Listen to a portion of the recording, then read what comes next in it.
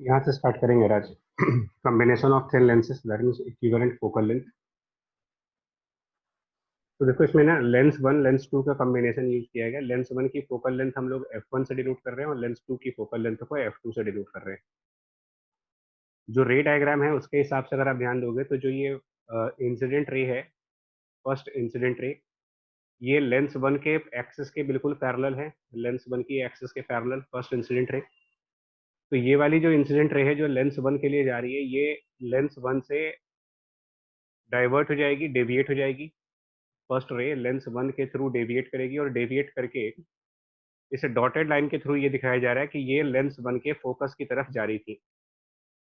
मतलब अगर ये लेंस टू ना होता यहाँ पर, ये जिसको हमने सॉरी ये लेंस टू होगा यहाँ पर, तो अगर ये लेंस टू यहाँ पर प्रेजेंट ना होता तो लेंस वन की वजह से जो रे थी, ये रे लेंस वन के फोकल पॉइंट पर चली गई होती। दैट मीन्स कि ये जो पॉइंट हम यहाँ पे दिखा रहे हैं, ये point focus of lens one है,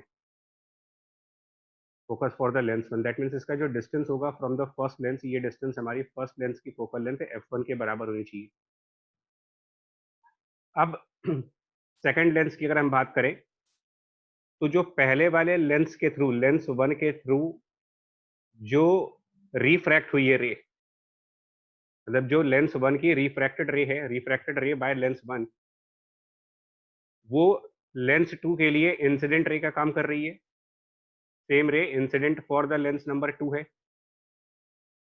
लेंस वन की रिफ्रैक्टेड रे लेंस टू के लिए एज इंसिडेंट रे काम कर रही है। सो बाय डेफिनेशन जो रे लेंस टू पर इंसिडेंट हुई है, इस रे को अगर हम आगे एक्सटेंड करें, incident ray of lens to, तो इसका एक्सटेंशन पॉइंट जिस पॉइंट पर जा रहा है, इसको हम लेंस टू के लिए एक ऑब्जेक्ट का काम करेंगे, ऑब्जेक्ट की तरीके से कंसिडर करेंगे। तो this focus for lens one will act like object for the lens two. और अब आप लेंस टू की इक्वेशन लगाओगे, मतलब इक्वेशन ऑफ लेंस टू अगर हम फाइंड आउट करते हैं तो इक्वेशन ऑफ लेंस टू हम यूज करेंगे 1/v minus 1/u equal to 1/f करके। और लेंस टू की जो रिफ्रैक्टेड रे है, ये यहाँ पर, ये मतलब ये जो रे रिफ्रैक्ट हुई है, refraction after lens two by the lens number two, तो ये रिफ्रैक्टेड रे जिस पॉइंट पर जाकर के एक्सिस को कट कर रही है, ये फाइनली इमेज मान सकते हो आप। और इसी को हम ओवरऑल फोकस भी कहेंगे। फाइनल फोकस इसी पॉइंट को डिफाइन करेंगे। यानी कि जिसको हम फाइनल फोकस कहना चाह रहे हैं, वो एक तरीके से लेंस टू का पॉइंट है, इमेज वाला।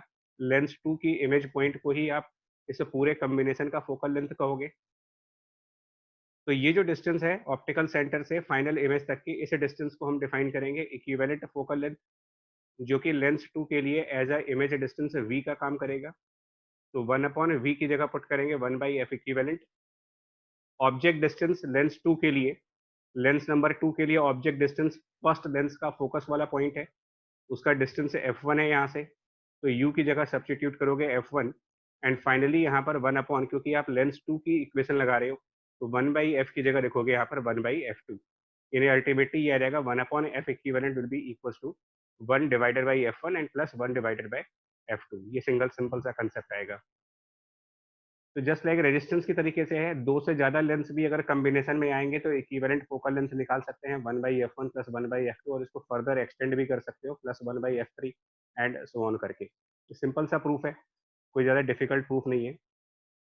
और अगर ये सारा कुछ एयर में रखा गया हो, ये सारे मीडियम्स हमारे एयर में हो, तो हम इसको 1/f को ना पावर के फॉर्म में भी कह सकते हैं। That is equivalent power will be equal to the power of lens one and plus power of lens two. ये भी आप रूल बना सकते हो अगर ये मीडियम एयर है तो। Power of lens one plus power of lens two will be the power of equivalent lens. कोई डाउट है इसमें? No sir. क्लियर है? क्लियर है। तो ये Yes, देखो, sir. हाँ ठीक है। तो एयर ना भी हो नहीं तो नहीं था कुछ नहीं। मुझे पावर का फॉर्मूला 1/f नहीं होता है, ये प्रीवियस लेक्चर में हाँ बताया। ये सर, सर सर मुझे म्यू लगा अपॉन f1 हो जाएगा। हाँ सर मुझे लगा म्यू कैंसिल हो जाता है, तो मुझे लगा ये नहीं नहीं, फिर अब उसके एक्चुअली क्या है, देखो ना कि एयर नहीं है, फिर तो फिर कई सारी पॉसिबिलिटी है कि लेफ्ट साइड कौन सा मीडियम है, राइट साइड कौन सा है, दोनों लेंसेज के बीच में क्या है, मतलब फिर तो कई सारी बातें होने लगती है ना। तो उसको ये हम सर। जनरलाइज नहीं कर पाएंगे, न्यूमेरिकल्स में देख लेंगे उसको, बट उसको आप जनरल फॉर्मूले में नहीं डाल सकते कि यार ये रिजल्ट हमेशा यही आएगा। मतलब Yes, अभी अभी हाँ, अभी सीधा सा रूल ये है कि अगर दो लेंसेज कांटेक्ट में हैं, उनकी फोकल लेंथ आपको दी गई है, तो आप डायरेक्टली इसके थ्रू फोकल लेंथ इक्विवेलेंट निकाल सकते हो। और ये बताने की शायद जरूरत नहीं है कि जब आप न्यूमेरिकल्स करेंगे तो F1 F2 को आप विथ साइन पुट करोगे, और विथ साइन में कन्वर्जिंग लेंसेज के लिए पॉजिटिव फोकल लेंथ और डाइवर्जिंग लेंसेज के लिए नेगेटिव फोकल लेंथ। ठीक है, तो अब एक एग्जांपल करके देख लेते हैं इसका यार। नेक्स्ट देखो, जैसे यहाँ पर एक क्वेश्चन है, इसको करके देखो आप। इसमें दो लेंसेज हैं और दोनों लेंसेज के बीच का जो मीडियम है लेंस 1 लेंस 2, और उनके बीच में जो मीडियम है वहां पर कोई एक लिक्विड है, उसका रिफ्रैक्टिव इंडेक्स 2 है। तो टू लेंसेज और उनके बीच वाली गैप में हमने कोई लिक्विड फिल किया हुआ है, रिफ्रैक्टिव इंडेक्स 2। लेंसेज दोनों जो हैं वो सेम मटेरियल से बने हैं जिनका रिफ्रैक्टिव इंडेक्स 3 मेंशन किया गया है, और इनकी जो रेडियस ऑफ कर्वेचर्स हैं R1 R2 R3 R4, इन चारों की वैल्यूज यहाँ पर मेंशन्ड है 30 20 30 40। यहाँ पर AB कोई एक ऑब्जेक्ट रखा है ना, इसका कुछ डिस्टेंस आपको दिया जाएगा न्यूमेरिकल्स में, ये डिस्टेंस प्रोवाइडेड होगा। फिलहाल इसको D से डिनोट कर रहे हैं, और अभी इसकी कुछ डिस्टेंस हम मान लेंगे, या अभी मान लेते हैं, चलो सपोज 60 सेंटीमीटर है। तो अब आपको बताना है कि फाइनली लोकेशन क्या होगी और नेचर ऑफ इमेज क्या होगा, मतलब किस टाइप की इमेज बनेगी इस पूरे सिस्टम से। अब इसको क्या करोगे ना, देखो इसको क्या कर सकते हो, इस पूरे सिस्टम को आप 3 लेंसेस में डिवाइड कर सकते हो। लेंस नंबर 1 जो पहला यहाँ पर बन रहा, जो लिक्विड फिल किया है इसको भी हम एक लेंस के तरीके से काम करेंगे, सेकंड लेंस। और फिर ये थर्ड नंबर यहाँ पर, मतलब इसको कॉम्बिनेशन ऑफ 3 लेंसेस मानेंगे। टू लेंसेस ग्लास वाली होंगी, 1 और 3 ये बेसिकली ग्लास की लेंसेस मान सकते हो, और इनके बीच में जो अपने मीडियम फिल कर रखा है इस मीडियम को भी एक लेंस मानेंगे, लेंस ऑफ सम लिक्विड जिसका रिफ्रैक्टिव इंडेक्स 2 है। ये मैंने पहले भी कहा था कि जब हम कॉम्बिनेशंस की बात करते हैं तो हम सराउंडिंग पूरे कॉम्बिनेशन के पॉइंट ऑफ व्यू से देखेंगे, मतलब लेंस 1 लेंस 2 और लेंस 3, इन तीनों का जब आप कॉम्बिनेशन यूज करेंगे तो ओवरऑल सराउंडिंग एयर के रिस्पेक्ट में इनकी individual focal length find out करेंगे। मतलब जिसको कि मैंने लेंस 1 कहा है, अगर मैं इसकी फोकल लेंथ कैलकुलेट करना चाहूँ, लेंस 1 की फोकल लेंथ, तो हम लेंस मेकर फॉर्मूला यूज करेंगे। लेंस मेकर फॉर्मूला जो प्रीवियस क्लास में डिस्कस किया गया था कि 1 अपॉन फोकल लेंथ निकालने के लिए आप mu of lens divided by mu of surrounding minus 1 into 1 upon R1 minus 1 upon R2 इसको यूज करें। और यहाँ पर फिर से एक बार कंफ्यूजन का पॉइंट है तो क्लियर कर लेते हैं, इसमें म्यूएस जो होगा वो कौन सा मीडियम लोगे आप, मतलब अगर हम लेंस 1 की बात करें, हाँ हाँ, मतलब ये इन सब क्वेश्चंस में चाहे वो कॉम्बिनेशन ऑफ ग्लास स्लैब हम लोगों ने पढ़ा था, चाहे आप कॉम्बिनेशन ऑफ लेंसेस पढ़ रहे हो, जहां पर भी कंबाइंड चीजें पढ़ी जाएंगी वहां पर म्यूएस का मतलब होता है surrounding of the entire combination. मतलब इस पूरे कॉम्बिनेशन को अगर मैं एक सिंगल यूनिट मानता हूँ, इस पूरे कॉम्बिनेशन को एक यूनिट मान लिया जाए, तो इस पूरे कॉम्बिनेशन की लेफ्ट और राइट साइड का मीडियम आप देखो कौन सा है। तो पूरे कॉम्बिनेशन की लेफ्ट साइड भी एयर और राइट साइड भी एयर है, दैट मीन्स ये जो म्यू सराउंडिंग रखेंगे ये एयर पुट करेंगे। तो अब इसी फॉर्मूले को यूज करेंगे। अब इस फॉर्मूले को यूज करके हम तीनों लेंसेज की फोकल लेंथ निकालेंगे। पहले 1 अपॉन f1 कैलकुलेट करेंगे, फिर 1 अपॉन f2 और फिर 1 अपॉन f3। तो एक एक करके कैलकुलेट करो। 1 बाई f1 जब निकालोगे तो लेंस नंबर 1 उसका मटेरियल 3, सराउंडिंग एयर रखनी है 1 minus 1 and 1 upon R1 minus 1 upon R2। तो लेंस नंबर 1 का पहला वाला सरफेस कैपिटल R1 है, देखिए 30 सेंटीमीटर, और लेंस नंबर 1 की सेकंड वाली सरफेस R2 है जिसका 20 दे रखा है आपको। अब यहाँ पर साइन कन्वेंशन भी फॉलो करोगे, तो नेचुरल सी बात है राइट साइड पर पॉजिटिव डिस्टेंस और लेफ्ट साइड पर नेगेटिव डिस्टेंस आएगी। तो कर्वेचर R1 के लिए हम और कर्वेचर R2 के लिए जो साइन पुट करेंगे ये बताएंगे कितना होगा, मतलब 30 के आगे कौन सा साइन लगाएं और 20 के आगे कौन सा साइन तो लगाएंगे। 30 के आगे प्लस, 20 के आगे माइनस माइनस। 20। प्लस और माइनस 20। अब 1 बाई F2, ठीक है, 1 बाई F2 जब निकालेंगे तो ये लिक्विड वाले को लेंस मानो, जो लिक्विड है ना इसको एक लेंस की तरीके से मान लो। तो हम लेंस का मटेरियल रखेंगे 2। सराउंडिंग एक बार फिर से बोल रहा हूँ, इसमें कंफ्यूजन बिल्कुल मत करना, क्योंकि कभी कभी लोगों को ऐसा लगता है कि यार ये जो लिक्विड वाला लेंस है इसके दोनों तरफ तो ग्लास रखा है, तो हम लोग सराउंडिंग में ग्लास क्यों नहीं पुट कर रहे हैं। तो जब आप लॉ ऑफ कॉम्बिनेशन फॉलो कर रहे होते हैं तो फिर हम लोग ये मानते हैं कि अगर सिर्फ लेंस 1 को हमने एयर में रखा होता तो क्या फोकल लेंथ आती, सिर्फ लेंस 2 को एयर में रखा होता तो क्या फोकल लेंथ आती, और सिर्फ लेंस 3 को एयर में रखा होता तब क्या फोकल लेंथ आती। मतलब तीनों की इंडिविजुअल प्रेजेंस एयर में मानते हुए सराउंडिंग हमेशा आप एयर को कंसिडर करेंगे और तभी आप इक्विवेलेंट वाले फॉर्मूले यूज कर पाओगे। अब यहाँ पर 1/r1 माइनस 1/r2, तो जो लिक्विड वाला लेंस है उसके लिए फर्स्ट सरफेस R2 रेडियस वाली है और सेकंड सरफेस उसकी R3 वाली है, तो यहाँ पर R2 की वैल्यू 20 और R3 की वैल्यू 30। इसमें भी साइन कन्वेंशन -20 प्लस -20 और +30 प्लस अब 30 1/f3 एक बार फिर से, तो वो 3/1 -1 फिर 1/r1 माइनस 1/r2। अब आप सेकंड लास्ट वाले लेंस थर्ड नंबर की, तो थर्ड नंबर R3 और R4 है, 30 और 40। एक बार फिर साइन कन्वेंशन में 40 के आगे माइनस साइन। जब ये तीनों आप लेंस मेकर फॉर्मूले से कैलकुलेट कर लेंगे तो फाइनली आप रिजल्ट लगा सकते हो 1/f equivalent will B 1/f1 plus 1/f2 plus 1/f3। अब इसको कैलकुलेट करके देखते हैं कि एफ इक्विवेलेंट की क्या वैल्यू बनेगी, पूरी न्यूमेरिकल वैल्यू जो आएगी इसकी सॉल्व करके।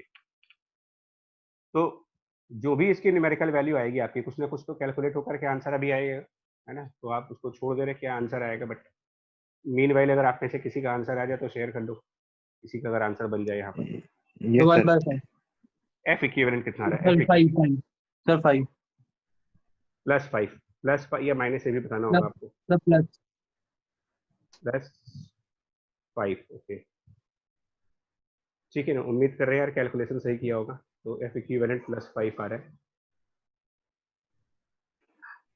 अब ये सब +5 है। है ना, ठीक है। तो अब इसका मतलब जानते हो क्या हुआ, इक्विवेलेंट निकालने का मतलब क्या हुआ कि combination of 3 lenses, combination of lens 1 lens 2 और लेंस 3, आप इन तीनों को रिमूव कर सकते हो और इन तीनों की जगह पर एक सिंगल लेंस मान सकते हो। इन 3 लेंसेज की जगह पर एक सिंगल लेंस मान लीजिए जिसकी फोकल लेंथ +5 सेंटीमीटर की होगी। और अब आप लेंस वाला इक्वेशन यूज कर लो फाइनली। तो जो लेंस इक्वेशन लगाएंगे 1/v माइनस 1/u, एंड यहाँ पर राइट साइड पर आप इनका इक्विवेलेंट फोकल लेंथ कंसिडर कर लो। तो finally 1/v minus object distance हमने 60 सेंटीमीटर ले रखा है माइनस के साथ, और 1/ इक्विवेलेंट फोकल लेंथ 5। इससे फाइनली आप v निकाल सकते हो कि क्या वैल्यू मिलेगी। और उस v से मालूम चलेगा वो रियल इमेज है कि वर्चुअल इमेज है, वो डिपेंड करता है कि v हमारा पॉजिटिव आ रहा है या v हमारा नेगेटिव आएगा यहाँ पर। तो 1/50 और ये प्लस हो जाके -1/60 और ये 12 -11, आई थिंक प्लस में आ रहा है, +60। 60/11 तो प्लस में आने का मतलब क्या हो रहा है यहाँ पर, अगर लेंसेस में अगर v पॉजिटिव आ रहा है, इसका मतलब कौन सा इमेज हुआ, नेचर क्या बोलोगे इसका यहाँ पर। रियल हाँ, पॉजिटिव v आ रहा है मतलब लेंस में रियल इमेज हुई। और लोकेशन की बात करेंगे तो 60/11 सेंटीमीटर पॉजिटिव साइड यानी राइट साइड पर। तो राइट साइड पर 60/11 सेंटीमीटर पर image बनेगी। तो इसमें आसान आसान से क्वेश्चंस आते हैं, इनको डायरेक्टली कर सकते हो। एक और क्वेश्चन देखो दिखा रहे हैं आपको, जहां पर कॉम्बिनेशन का यूज किया जा सकता है लेंसेज के लिए। इसमें लेंस की दोनों सरफेसेस के बीच में ना मीडियम हाफ हाफ फिल किया है, मतलब हाफ लेंस किसी और रिफ्रैक्टिव इंडेक्स का है और हाफ लेंस किसी और रिफ्रैक्टिव इंडेक्स का है। तो दोनों तरफ के लेंसेस में इस तरफ का μ1 रिफ्रैक्टिव इंडेक्स 2 है और अदर साइड का रिफ्रैक्टिव इंडेक्स जो है यहाँ पर 1.5 है। ठीक है, मतलब लेंस है लेकिन हाफ साइड अलग मीडियम और हाफ साइड पर दूसरा मीडियम है। अब ये क्वेश्चन भी आ चुका है, मतलब ये एक्चुअल में इसका एग्जैक्ट डेटा तो नहीं है बट सिमिलर क्वेश्चन जो है वो JEE 13 में आया हुआ है एडवांस के पेपर में। मतलब आधे लेंस के लिए इन्होंने रिफ्रैक्टिव इंडेक्स 2 दिया था और आधे लेंस के लिए रिफ्रैक्टिव इंडेक्स की वैल्यू 1.5 दी थी। और यहाँ कहीं पर कोई ऑब्जेक्ट प्लेस किया था किसी डिस्टेंस पर, ठीक है, कोई भी एक डिस्टेंस मान लो 30 सेंटीमीटर मान लेते, और उसकी इमेज बतानी थी कि कहाँ पर बनेगी, और रेडियसेस गिवन थे यहाँ पर। लेफ्ट साइड का रेडियस 30 सेंटीमीटर और राइट साइड का रेडियस भी 30 सेंटीमीटर है। तो इसको किस तरीके से करेंगे यार, अगर लेंस में सर 2 लेंस मान लेंगे और एक में R2 0 हाँ इन्फिनाइट कर देंगे और एक में R1 इन्फिनाइट कर देंगे। बिल्कुल, मतलब लेफ्ट पोर्शन को आप लेंस 1 से डिनोट कर दें और राइट पोर्शन को लेंस 2 से डिनोट कर दें। मतलब अगर आप इसको चाहो तो लेफ्ट वाला पोर्शन जो है उसको आप एक प्लेनो कॉन्वेक्स लेंस मान सकते हो, और ऐसे ही राइट वाले पोर्शन को भी एक प्लेनो कॉन्वेक्स लेंस मान सकते हो, और बाद में ये कह सकते हो कि इन दोनों को कंबाइंड किया गया है यहाँ पर। तो एक लेंस हम इमेजिन करेंगे जिसका रिफ्रैक्टिव इंडेक्स 2 और दूसरा लेंस हम इमेजिन कर लेंगे जिसका रिफ्रैक्टिव इंडेक्स 1.5। और कम्बिनेशन का लॉ लगाएंगे तो कॉमन सराउंडिंग एयर में इनकी फोकल लेंथ कैलकुलेट करेंगे। तो अगर हम एक लेंस को F1 से डिनोट कर दें, दूसरे को F2 से डिनोट कर दें, तो यहाँ से आप फिर वही lens maker formula 1/F1 2 divided by 1 minus 1 into पहली वाली रेडियस इसमें 30 सेंटीमीटर रखेंगे 1/30 और माइनस सेकंड वाला प्लेन सरफेस है तो प्लेन सरफेस के लिए आप इनफाइनाइट रेडियस रख सकते हो वहां पर माइनस इन्फिनिटी। सेकंड वाली लेंस का यूज करोगे 1/F2 तो 1.5 लेंस का रिफ्रैक्टिव इंडेक्स बाय 1 माइनस 1 उसके लिए पहली सरफेस इनफाइनाइट रेडियस की है 1/इन्फिनिटी माइनस उसका दूसरा सरफेस 30 सेंटीमीटर का है लेकिन साइन कन्वेंशन में वो -30 लिखा जाएगा और फिर आप 1/F इक्विवेलेंट यूज कर लें इसके बाद 1/F equivalent equals to 1/F1 plus 1/F2 and इसके थ्रू सॉल्व कर लो क्या आंसर आएगा। जब 1/F इक्विवेलेंट आ जाएगा तो फाइनली आप ये रिजल्ट लगा देना 1/V माइनस 1/ लेंस इक्वेशन लगा रहे हैं 1/V minus object distance 30 minus के साथ इक्वल्स टू 1/ जो भी इसकी इक्विवेलेंट फोकल लेंथ कैलकुलेट होके आएगी यहाँ से वो रखेंगे और फिर इसके बाद V को कैलकुलेट कर लेंगे। सर अंदर का मीडियम डिफरेंट हो जाने से ऑप्टिकल सेंटर की लोकेशन में कुछ फर्क पड़ेगा क्या? बट थिन लेंस है तो ऑप्टिकल सेंटर की लोकेशन में फर्क तो पड़ेगा बट उसकी हाँ ऑब्वियसली पड़ेगा। जब मीडियम अलग अलग है आधा लेंस किसी और का है और आधा लेंस किसी और का है तो ऑब्वियसली फर्क पड़ेगा लेकिन थिन लेंस है तो ऑप्टिकल सेंटर अगर थोड़ा सा राइट लेफ्ट शिफ्ट भी कर जाएगा तो हमारे डिस्टेंस की कैलकुलेशन में कोई फर्क नहीं आने वाला। अगर ये थिक लेंस होता तो फिर प्रॉब्लम होती है हमें बट ये हम लोग बार बार कंसीडर करते हैं जीरो थिकनेस की लेंस को। Okay sir. नेक्स्ट देखो आप ये थोड़ा सा इंटरेस्टिंग है मतलब ये थोड़ा सा इंटरेस्टिंग मतलब क्या मतलब है ये एक्चुअली रिपीट कई बार होता है इसके क्वेश्चंस बहुत आते हैं। लेंस और मिरर का कॉम्बिनेशन।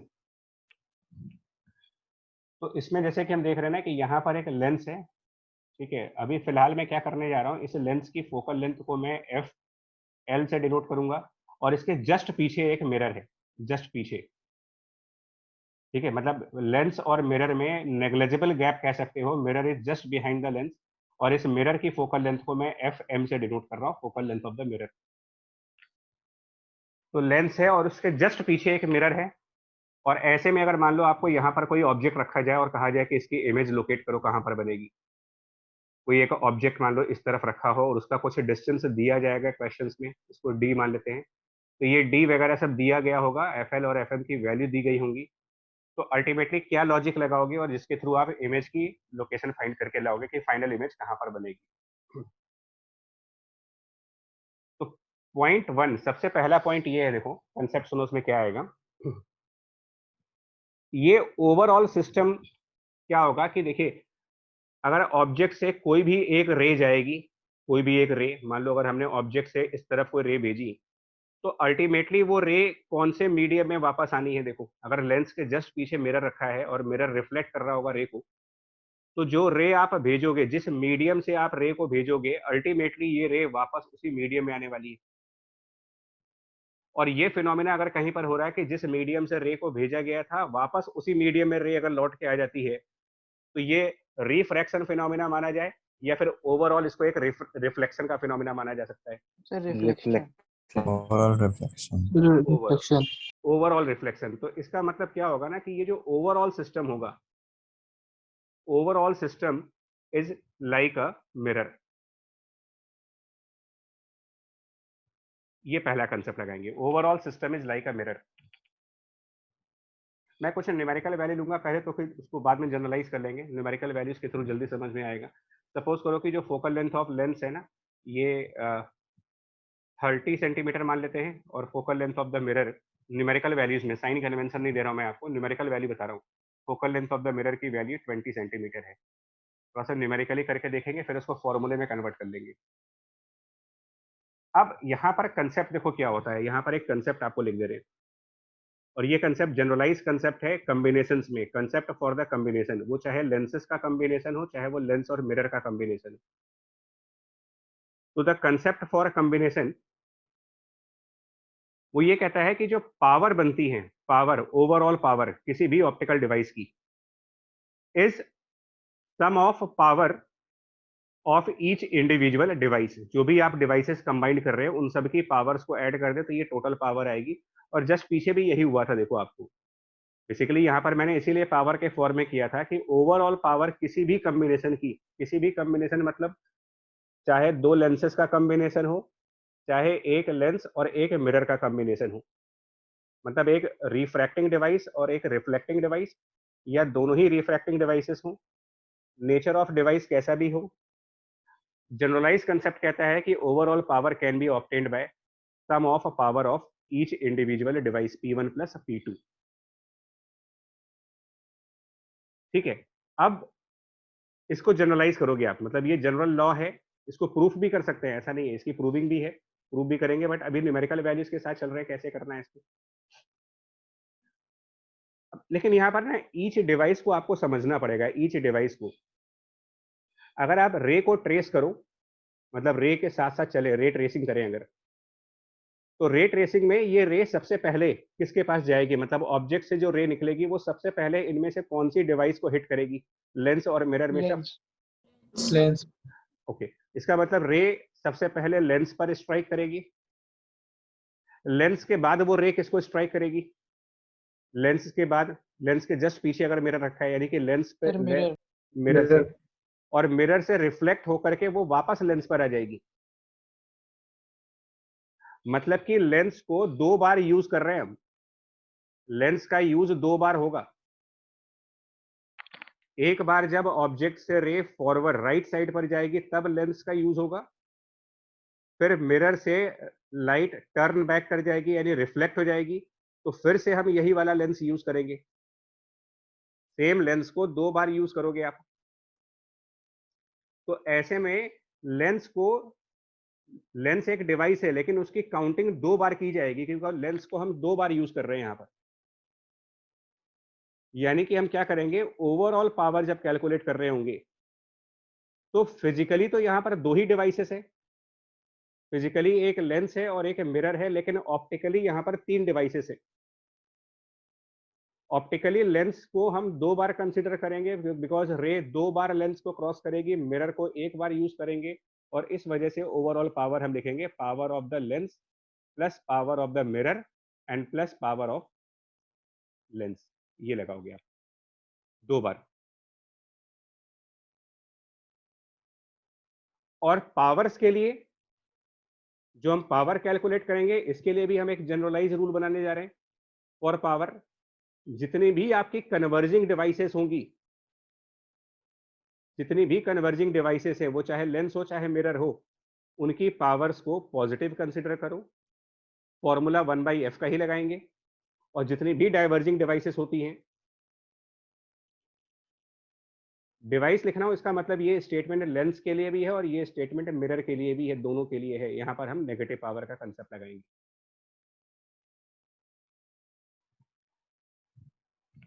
ठीक है, और इसके पहले इस बात पर ध्यान देना यार, इस बात पे बिल्कुल ध्यान देना होगा आपको कि जो ओवरऑल सिस्टम है वो एक मिरर आएगा कंप्लीटली फाइनली।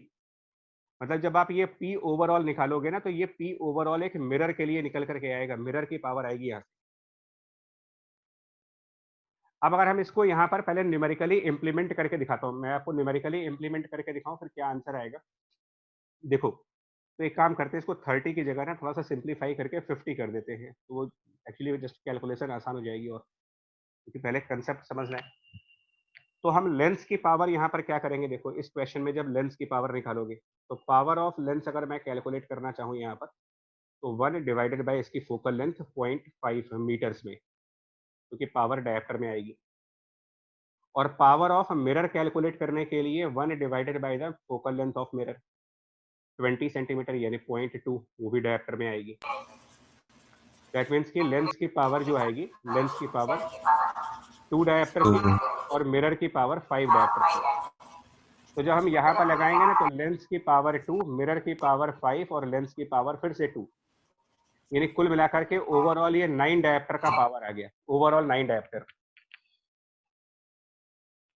ओवरऑल जब ये 9 डायप्टर आ जाएगा तो इसके बाद का स्टेप क्या लगाएंगे, ओवरऑल पावर आ गई, तो अब हम यहाँ पर एफ ओवरऑल निकालेंगे। एफ ओवरऑल वो हो जाएगा 1 डिवाइडेड बाय ओवरऑल पावर यानी 1/9, लेकिन ये मीटर्स में यूनिट आएगी, यानी कुल मिलाकर के 100 बाय 9 सेंटीमीटर, 100 बाय 9 सेंटीमीटर की फोकल लेंथ। पीछे अपना माइक म्यूट कर लें यार, माइक म्यूट करें।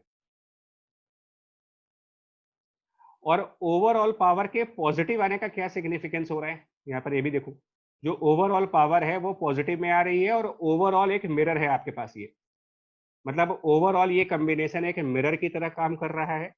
फॉर्मूले को यूज करने के बाद मेरी ओवरऑल पावर पॉजिटिव आई है, तो ये जो रूल बनाया गया है पावर को लेकर के, कि अगर आपका ओवरऑल पावर पॉजिटिव है और ओवरऑल ये फंक्शन एक मिरर का हो रहा है यहाँ पर, तो ये कौन से टाइप का मिरर हुआ?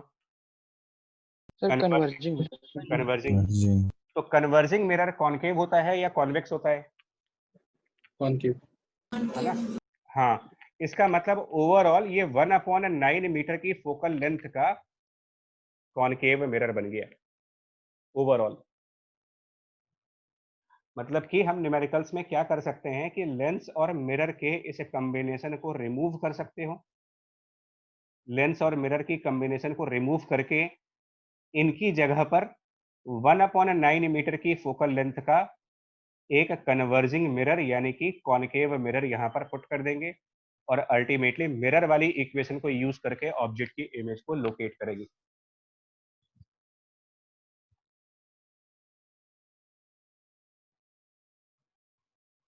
आई बात समझ में? ये यस सर। Yes sir. है ना, मतलब अल्टीमेटली क्या करना है बता दो।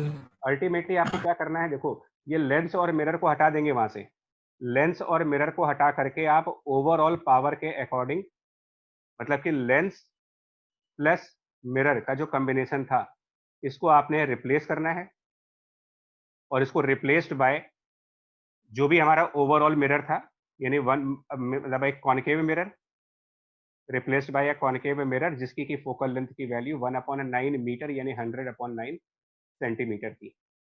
अब आपके लिए एक नॉर्मल मिरर का क्वेश्चन बन जाएगा और मिरर वाली इक्वेशन को यूज करके आप बता सकते हो कि इमेज कहाँ पर बनेगी। फॉर एग्जांपल अगर ये ऑब्जेक्ट की जो डिस्टेंस हमने डी से डिनोट की थी, मतलब अगर इसे डी की कोई न्यूमेरिकल वैल्यू दी जाए मुझे, तो हम लोग कैलकुलेट कर सकते हैं कि इसकी इमेज कहाँ पर बनेगी। तो फिलहाल तो मैं सिंप्लिसिटी के लिए इसकी न्यूमेरिकल वैल्यू को 25 अपॉन मतलब 125/9, 125 जानबूझ करके 9 का फिगर ला रहा हूँ बिकॉज यहाँ पर भी 9 का फिगर है, तो 125/9 सेंटीमीटर पे मान लो ऑब्जेक्ट रखा है। तो अब हम क्या करेंगे ना, लास्ट में इस क्वेश्चन को सॉल्व करने के लिए हम मिरर इक्वेशन को यूज करेंगे। 1/v मिरर इक्वेशन है, सो इसका ध्यान रखना बीच में प्लस का साइन चलता है वहां पर, इक्वल टू 1/f। अब यहाँ पर जब डेटा एंटर करोगे तो 1/v तो निकालना है, ऑब्जेक्ट डिस्टेंस की जगह पर रखेंगे 125 divided by 9 with negative sign और 1/f की जगह पर 100/9। लेकिन यहाँ पर भी थोड़ा ध्यान देना, ये 100/9 के आगे कोई साइन लगेगा या नहीं लगेगा अगर आपने इसको कॉन्केव मिरर से रिप्लेस किया हुआ है। तो ऑप्टिक्स का साइन कन्वेंशन अगर हम कॉन्केव मिरर के लिए फॉलो करें तो इसकी फोकल लेंथ क्या रखेंगे, 100/9 के आगे पॉजिटिव साइन या नेगेटिव। नेगेटिव? नेगेटिव। अब आप कैलकुलेट कर लो v कितना आएगा यहाँ से। मैं एक बार ना वर्किंग को फिर से बता दे रहा हूँ यहाँ पर, क्योंकि ये क्वेश्चन बहुत रिपीट होता है, मतलब काफी ज्यादा क्वेश्चन आते हैं इसके ऊपर। लेंस प्लस लेंस या लेंस प्लस मिरर कॉम्बिनेशन दोनों में से कोई भी हो, फर्स्ट यूनिवर्सल कंसेप्ट, ये ऑब्जेक्टिव तरीका होगा, मेथड छोटा हो जाता है सॉल्व करने का। अदरवाइज मेरा लेंदी मेथड क्या होता है जानते हो, सब्जेक्टिव मेथड क्या होता है कि पहले हम ऑब्जेक्ट को लेंस पर ले आते, तो लेंस के थ्रू इमेज निकालते, फिर लेंस की जो इमेज बनती वो मिरर के लिए ऑब्जेक्ट बन जाता, फिर मिरर का जो इमेज बनता वो एक बार फिर से लेंस के लिए ऑब्जेक्ट बन जाता। तो 3 बार इक्वेशंस लगानी पड़ती हैं आपको, 2 बार लेंस की इक्वेशन और 1 बार मिरर की इक्वेशन, लेंदी प्रोसेस हो जाता है वो। तो इसको छोटा कर दिया गया, इस मेथड को रिड्यूस कर दिया गया और एक कंसेप्ट इंट्रोड्यूस किया जा रहा है यहाँ पर कि concept for the combination is overall power can be obtained by sum of all powers. Lens का डबल यूज किया जा रहा है इसलिए पीएल 2 बार आ रहा है। उसके अलावा आपको हमेशा ये ध्यान रखना है कि जितने भी कन्वर्जिंग डिवाइस है, मतलब कि कन्वर्जिंग लेंस या कन्वर्जिंग मिरर, दोनों के लिए positive focal length, diverging lens और डाइवर्जिंग मिरर के लिए नेगेटिव फोकल लेंथ। तो पावर को विद साइन सब्स्टिट्यूट करोगे, यहाँ पर रखोगे और उसके बाद फाइनली अपना आंसर लेकर के आओगे। Sir power of the mirror negative नहीं हो जाएगी सर, क्योंकि फोकल लेंथ ऑफ द नहीं मिरर नहीं नहीं नेगेटिव। नहीं, इस कंसेप्ट में प्रॉब्लम यही, देखो मैं फिर बोल रहा हूँ आपको, ये कंसेप्ट अगर यूज करना है, नहीं आप पावर को 1/f क्यों देख रहे हो? वो तो मैथमेटिकल फॉर्मूला हुआ। पावर का मतलब होता है कि आप वो डिवाइस के थ्रू क्या कर रहे हो, पावर का मतलब होता है फोकस करना। तो कन्वर्जिंग मिरर और कन्वर्जिंग लेंस दोनों का फंक्शन तो सेम है ना, दोनों पैरेलल रेस को कन्वर्ज कर रहे हैं, फंक्शनिंग सेम है उसकी। फोकल लेंथ का साइन कन्वेंशन अलग बात है और पावर पॉजिटिव होना अलग बात है। पॉजिटिव पावर हम इस बेसिस पे देखते हैं कि डिवाइस क्या काम कर रही है, क्या वो रेज को डाइवर्ज करने का काम कर रही है या वो रेज को कन्वर्ज करने का काम कर रही है, इस बिहाफ पर कहा गया पावर को पॉजिटिव, ओके सर। है ना। और जब हाँ, और जब इक्वेशंस लगाओगे, देखिए साइन कन्वेंशन इक्वेशंस में यूज की जाएगी। मतलब जब हम ओवरऑल पावर निकाल लेंगे, उसके बाद जब हम फाइनली क्वेश्चन को सॉल्व कर रहे होंगे, तब हम यहाँ पर साइन कन्वेंशन लगा रहे हैं, तब तो हम फोकल लेंथ के आगे माइनस लगा ही रहे हैं। एक और क्वेश्चन करके दिखा देते हैं तुम्हें, एक और क्वेश्चन करके देखोगे तो और क्लैरिटी आएगी। देखो सपोज अगेन एक हमारे पास कॉन्वेक्स लेंस मान लेते हैं ना इसको, और साइन कन्वेंशन को कैसे क्लियर करना है वो समझो आप। तो एक कॉन्वेक्स लेंस मान लेते हैं और इसके जस्ट पीछे हमने एक मिरर मान लिया, डिफरेंट मिरर है आपकी बार मान लीजिए। तो लेंस और उसके जस्ट पीछे mirror. Focal length of lens इस बार यूज कर लेते हैं मान लो 25 सेंटीमीटर की, और फोकल लेंथ ऑफ मिरर जो है वो न्यूमेरिकल वैल्यूज में कुछ मान लेते हैं 50 सेंटीमीटर की। अब आप बताओ क्या लिखोगे यहाँ पर रिजल्ट, और यहाँ पे कोई ऑब्जेक्ट रखा हो मान लीजिए। अब मैं डिस्टेंस रैंडमली चूज कर रहा हूँ, तो हो सकता है कैलकुलेशन की वैल्यू आपकी डिफर हो जाए, बट चलिए कोई बात नहीं। इसको 75 सेंटीमीटर मैंने रैंडमली चूज कर लिया सब कुछ। क्या करोगे देखो, तो फर्स्ट वाला ना आपके पास कन्वर्जिंग लेंस है, फर्स्ट वन कन्वर्जिंग लेंस है, लेकिन ये कॉन्वेक्स मिरर है, कॉनकेव नहीं है, कॉन्वेक्स है। तो मुझे पता है कि कॉन्वेक्स मिरर डाइवर्ज करने का काम करता है, डाइवर्जिंग मिरर है। तो जब हम यहाँ पर पावर ओवरऑल कैलकुलेट करेंगे, ओवरऑल पावर, तो पावर ऑफ लेंस ये दो बार लिखा जाएगा, तो 2 times power of lens plus 1 time power of mirror. अब क्या रखेंगे देखो, पावर ऑफ लेंस को 1 divided by the focal length. तो फोकल लेंथ 25 सेंटीमीटर यानी 0.25 मीटर में, मिरर की फोकल लेंथ 1 डिवाइडेड बाय उसकी 0.50। और यहाँ पर हम ये कहना चाह रहे हैं कि जब मिरर हमारा डाइवर्जिंग है तो उसके पावर के आगे एक माइनस साइन लगाएंगे। उल्टा चल रहा है यहाँ पर, इसीलिए यहाँ पर कंफ्यूजन होती है। सर जो मिरर का पावर है सर वो 2 से मल्टीप्लाई नहीं होगा? मिरर तो एक ही बात देखो, नहीं रे सर वो आपने सब ब्रैकेट के अंदर लिख दिया सर, इसलिए। अरे अरे सॉरी, ये ब्रैकेट एक्चुअली यहाँ पे क्लोज हो जाना चाहिए था। ये 2 सिर्फ इसके साथ है, ये इसके साथ है, उसके साथ 2 नहीं है, दूसरे वाले के साथ 2 नहीं है। मतलब ऊपर सही लिखा है, यहाँ पर ब्रैकेट लगाने में मिस्टेक हुई है। यहाँ पर कंफ्यूजन होती है, इसीलिए मैं बोल रहा हूँ कहाँ कहाँ पर पॉइंट ऑफ कंफ्यूजन है उसको क्लियर करते जा रहे हैं। पॉइंट ऑफ कंफ्यूजन यहाँ पर पावर और फोकल लेंथ को लेकर के है। इसी के लिए बच्चा मैं बार बार कह रहा हूँ कि आप इस रूल को फॉलो करना, जब भी न्यूमेरिकल करना है ये वाला रूल फॉलो करिएगा। नेचर ऑफ डिवाइस को देखा जाता है, कन्वर्ज करना या डाइवर्ज करना, और उसके हिसाब से पावर का साइन देखा जाता है। नेचर डाइवर्ज करने का है तो चाहे वो लेंस हो चाहे वो मिरर हो, हम नेगेटिव पावर ही कहेंगे उसकी। अल्टीमेटली पी ओवरऑल की वैल्यू कितनी आएगी इससे अगर हम कैलकुलेट करें, ओवरऑल पावर की जब वैल्यू निकालेंगे अगर यहाँ से, तो आई थिंक ये आ जाएगा प्लस 6 से डायप्टर। तो इसका मतलब जानते हो क्या हुआ कि ओवरऑल, मतलब ये पूरा डिवाइस, ओवरऑल सिस्टम जो ये लेंस प्लस मिरर है वो एक्ट कर रहा होगा, एक्ट लाइक। अब ओवरऑल पॉजिटिव पावर मतलब किस टाइप का मिरर हुआ, अगर पॉजिटिव में पावर आई है तो converging. Act like converging mirror. Converging, अब कन्वर्जिंग मिरर कौन सा होता है, तो कन्वर्जिंग मिरर मतलब कॉनकेव मिरर। तो अब क्या करेंगे, यहाँ पर सारा सिस्टम हटाइए और उसकी जगह पर एक कॉनकेव मिरर को इंट्रोड्यूस करो इक्विवेलेंट के फॉर्म में, और उसका आप कैलकुलेट कर लेंगे कहाँ पर आंसर बनेगा। तो ऑब्जेक्ट 75 सेंटीमीटर पे, अब यहाँ पर हम फोकल लेंथ लिखेंगे तो 1 डिवाइडेड बाय ओवरऑल पावर। तो पहले एफ ओवरऑल निकालते हैं, एफ ओवरऑल की वैल्यू तो 1/6 मीटर्स में आएगी, तो 100/6 कर लीजिए, यानी 100/6 सेंटीमीटर में। अब यहाँ पर जब इक्वेशन लगाओगे मिरर वाली, तो 1/v plus 1 upon object distance minus 75 और इक्वल टू 1 फोकल लेंथ। अब आप कह सकते हो कि क्योंकि ये कॉनकेव मिरर है और ऑब्जेक्ट की जो रे है वो राइट साइड डायरेक्शन में जाएगी, तो रे के अपोजिट साइड की फोकस है, तो हम यहाँ पर -100/6 यहाँ लगाएंगे। क्लियर हुआ एग्जाम्पल के थ्रू, या अभी भी कोई डाउट है? हो गया सर। Yes sir. मतलब स्टेप्स बिल्कुल स्मूथली क्लियर है कि कहाँ पर मतलब कैसा साइन यूज करना है, क्योंकि पूरे ऑप्टिक्स में देखो आपको समझ आया होगा प्लस और माइनस का गड़बड़ हो गया अगर, तो पूरा रिजल्ट बेकार हो जाता है हमारा। ठीक है पॉइंट, आगे बढ़े इसमें, तो आप ये एग्जांपल्स यस देख सर। लो, है ना। चलिए तो अब आगे देखो, ये एक क्वेश्चन है यहाँ पर, जैसे इसमें क्या किया है, लेंस के जस्ट पीछे प्लेन मिरर है ना, लेंस और मिरर का कॉम्बिनेशन। तो मिरर किसी भी तरीके का हो सकता है, देखो इस एग्जांपल में मैंने कॉन्वेक्स मिरर का कॉम्बिनेशन यूज किया है, और इसके पहले वाले में हम लोगों ने कॉनकेव मिरर यूज किया है, तो ये भी हो सकता है कि मिरर प्लेन वाला आ जाए। तो मान लेते हैं कि इसमें लेंस की जो फोकल लेंथ है वो 30 सेंटीमीटर की है, और प्लेन मिरर की फोकल लेंथ बताई नहीं जाती है, क्योंकि वो आपको पता होना चाहिए कि प्लेन मिरर की फोकल लेंथ क्या लिखी जाती है। स्फेरिकल मिरर्स की फोकल लेंथ होती है, प्लेन मिरर्स की तो फोकल लेंथ इनफाइनाइट मानी जाती है, वो रेडियस इनफाइनाइट होता है इसका। तो focal length of plane mirror को आप इन्फिनिटी मान लें। तो अब आप बताओ इसका ओवरऑल कैसे निकालोगे, इस लेंस और मिरर का ओवरऑल पावर निकालो पहले, क्या आ रहा है इनकी ओवरऑल पावर।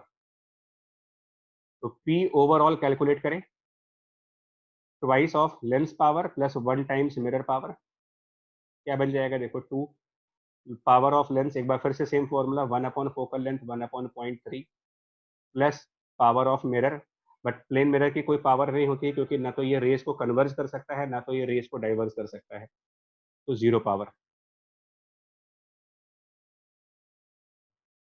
तो आगे आप इसको एक दो स्टेप में स्किप कर रहा हूँ। ओवरऑल फोकल लेंथ जब निकालेंगे ना, तो ओवरऑल फोकल लेंथ की वैल्यू, मतलब ओवरऑल पावर तो आई जाएगी, बट ओवरऑल फोकल लेंथ की वैल्यू चेक करके आप कंफर्म करना क्या ये 15 सेंटीमीटर ही आएगा, यस है ना। Yes over sir. और ओवरऑल क्या बन रहा है, ओवरऑल पावर क्लियरली पॉजिटिव आ रहा है, जो ओवरऑल पावर है वो पॉजिटिव आ रही है। तो क्या हुआ ये चीज, आप इस पूरे डिवाइस को हटा दो, पॉजिटिव पावर का मिरर यानी कि कन्वर्जिंग मिरर यानी कि कॉनकेव मिरर, तो यहाँ पर हमने एक कॉनकेव मिरर इंट्रोड्यूस किया, फोकल लेंथ उस कॉनकेव मिरर की 15 सेंटीमीटर की है, और एक ऑब्जेक्ट रखा गया है, और क्वेश्चन ये कहता है कि ऑब्जेक्ट की इमेज उससे कोइंसाइड करनी चाहिए। तो एक मिरर में, कॉनकेव मिरर में ऐसा कौन सा पॉइंट होता है जहां पर ऑब्जेक्ट की इमेज उसी से कोइंसाइड कर जाए? अगर कॉनकेव मिरर की फोकल लेंथ, हाँ यानी कि ऑब्जेक्ट सेंटर ऑफ कर्वेचर पे होना चाहिए। तो अगर ये सेंटर ऑफ कर्वेचर पे होना चाहिए इमेज को कोइंसाइड कराने के लिए, image will coincide with the object. तो एक मिरर में ऑब्जेक्ट और इमेज तभी कोइंसाइड हो सकते हैं जब लोकेशन ऑफ ऑब्जेक्ट उस मिरर के सेंटर ऑफ कर्वेचर पे हो, यानी कि जो डी है वो अब फोकल लेंथ का डबल यानी कि 30 सेंटीमीटर पे होना चाहिए। इसका आंसर है। समझ आ रहा है ये चीज, Yes, sir. Yes sir. है ना। इसके मैं थोड़े से ज्यादा एग्जांपल लेके आया हूँ। अब यहाँ पर क्या किया हम लोगों ने, प्लेन मिरर और ग्लास स्लैब के, सॉरी लेंस और मिरर के बीच में एक लिक्विड डाल दिया जिसका रिफ्रैक्टिव इंडेक्स 4/3 है, और जो लेंस है ना, एक मिनट, लेंस का रिफ्रैक्टिव इंडेक्स 3/2 है, लेंस का रिफ्रैक्टिव इंडेक्स 3/2 है, लेंस है, प्लेन मिरर है, और बीच में एक लिक्विड है, रिफ्रैक्टिव इंडेक्स उसकी वैल्यू 4/3 है। और यहाँ पर focal length of equi convex lens is 30 centimetre. तो इक्वी कॉन्वेक्स का मतलब दोनों तरफ सेम रेडियस हो जाएगा, R1 और R2 बराबर है उसके, दोनों को R मान सकते हो, दैट इज इक्वली कॉन्वेक्स है, और 30 सेंटीमीटर है उसकी फोकल लेंथ। तो इसको जानते हो क्या कर सकते हो इस सिस्टम को अगर मैं अलग से दिखा के दिखाऊं तो ये क्या बन रहा, पहले आपके पास एक इक्वी कॉन्वेक्स लेंस, उसके बाद एक और लेंस है जिसको प्लेनो कॉनकेव लेंस कह सकते हो, और प्लस एक मिरर। ध्यान से समझना आप इसको, तो तीनों का कॉम्बिनेशन है ये, मतलब जो लिक्विड है इसको एज अ लेंस यूज कर सकते हो, लिक्विड को एज अ लेंस, तो दो लेंस हो गए एक तरीके से, मतलब एक तरीके से आप कह सकते हो कि एक हमारे पास ग्लास वाला लेंस हो गया, एक हमारे पास लिक्विड वाला लेंस हो गया, और उसके पीछे हमारे पास मिरर हो गई। ये सिस्टम इस तरीके से है। तो इसमें दोनों कॉम्बिनेशन यूज किए जा रहे हैं, मिरर का कॉम्बिनेशन भी और लेंस का कॉम्बिनेशन भी यूज कर रहे हो। तो दो लेंसेस कंबाइंड है और एक मिरर कंबाइंड है, कोई दिक्कत नहीं है। मान लेते हैं कि जो लेंसेस हैं उनकी फोकल लेंथ f1 f2 है और मिरर की फोकल लेंथ fm है। तो हमारा पहला कंसेप्ट क्या होगा, जो पावर कैलकुलेट करेंगे, पावर ओवरऑल निकालेंगे यहाँ पर। देखिए, क्या दोनों लेंसेस दो बार यूज नहीं होंगी? अगर एक को मैं लेंस 1 कह दूं और एक यस को सर। लेंस 2 कर दूं, तो 2 टाइम्स तो power of lens 1, 2 times power of lens 2 and plus 1 time power of mirror. यही कंसेप्ट है पीछे वाला। सारे पावर्स ऐड कर लो आप। अब power of lens 1, power of lens 2 and power of mirror कैसे निकालेंगे? तो पावर ऑफ लेंस 1 निकालने में कोई प्रॉब्लम नहीं है, क्योंकि फोकल लेंथ वहां क्वेश्चन में दे रखा है 30 सेंटीमीटर। तो 2 टाइम्स 1 डिवाइडेड बाय 0.3, ये कोई दिक्कत नहीं आएगी, इसमें सही है। यहां पर क्वेश्चन मार्क है कि ये कितना होगा, और मिरर क्योंकि प्लेन है तो वो 0 पावर का है। यानी अब आपका टारगेट बचा है लेंस 2 की पावर को कैलकुलेट करना। लेंस 2 की पावर कैसे कैलकुलेट होगी अब? लेंस मेकर हूँ। हाँ, तो लेंस मेकर फॉर्मूले के लिए रेडियस ऑफ कर्वेचर चाहिए, वो अब आप यहां से कैलकुलेट करोगे कि जो पहले वाले लेंस की फोकल लेंथ दी गई है उसका पर्पज है रेडियस ऑफ कर्वेचर को कैलकुलेट करना। तो इस 30 सेंटीमीटर को हम लेंस मेकर फॉर्मूले में डाल रहे हैं। 1/30 इज इक्वल टू लेंस का रिफ्रैक्टिव इंडेक्स 3/2 -1 और 1/, यहाँ पर भी 30 सेंटीमीटर का रेडियस, इधर भी 30 सेंटीमीटर का रेडियस, तो 1/30 -1/, -30, सॉरी रेडियस, ये मिस्टेक हो रहा है यहाँ पर, फोकल लेंथ 30 है, रेडियस 30 नहीं है। तो रेडियस को r रखेंगे और यहाँ -r रखेंगे। तो अब जरा कैलकुलेट करेंगे कि इससे r की क्या वैल्यू बनती है, मतलब रेडियस ऑफ कर्वेचर पहले कितना आ रहा है। मतलब ये जो पहली इंफॉर्मेशन है इसका काम है रेडियस ऑफ कर्वेचर निकालना। तो इसको सिंप्लीफाई करो और सिंप्लीफाई करके 30। अब इस रेडियस ऑफ कर्वेचर को आप यूज करोगे, use for focal length of lens 2। मतलब फिर हम लेंस मेकर फॉर्मूला यूज करने जा रहे हैं, 1/, focal length of the second lens. तो सेकंड लेंस मतलब ये जो लिक्विड वाला लेंस है, तो लिक्विड वाले लेंस की रिफ्रैक्टिव इंडेक्स 4/3 बाय 1 -1 और 1/, लिक्विड वाले लेंस का पहला रेडियस 30 सेंटीमीटर का है, कर्व सरफेस है वो, 30 सेंटीमीटर की कर्व सरफेस, लेकिन दूसरा प्लेन सरफेस, इनफाइनाइट सरफेस का।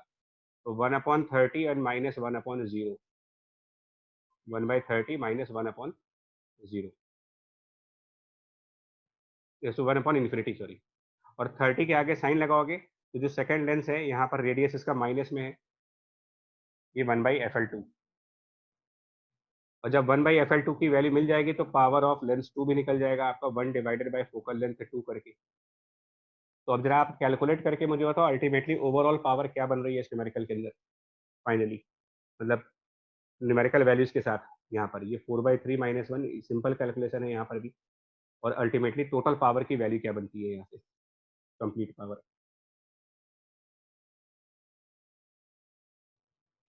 बताएं। सर एक डाउट था पूछो पूछो। सर, लेंस के हम लोग को फोकल लेंथ गिवन है। हाँ, इस कॉन्वेक्स वाले की सर इक्वी सर कॉन्वेक्स। बहुत ही बेकार सा डाउट। सर बहुत ही बेकार सा डाउट है।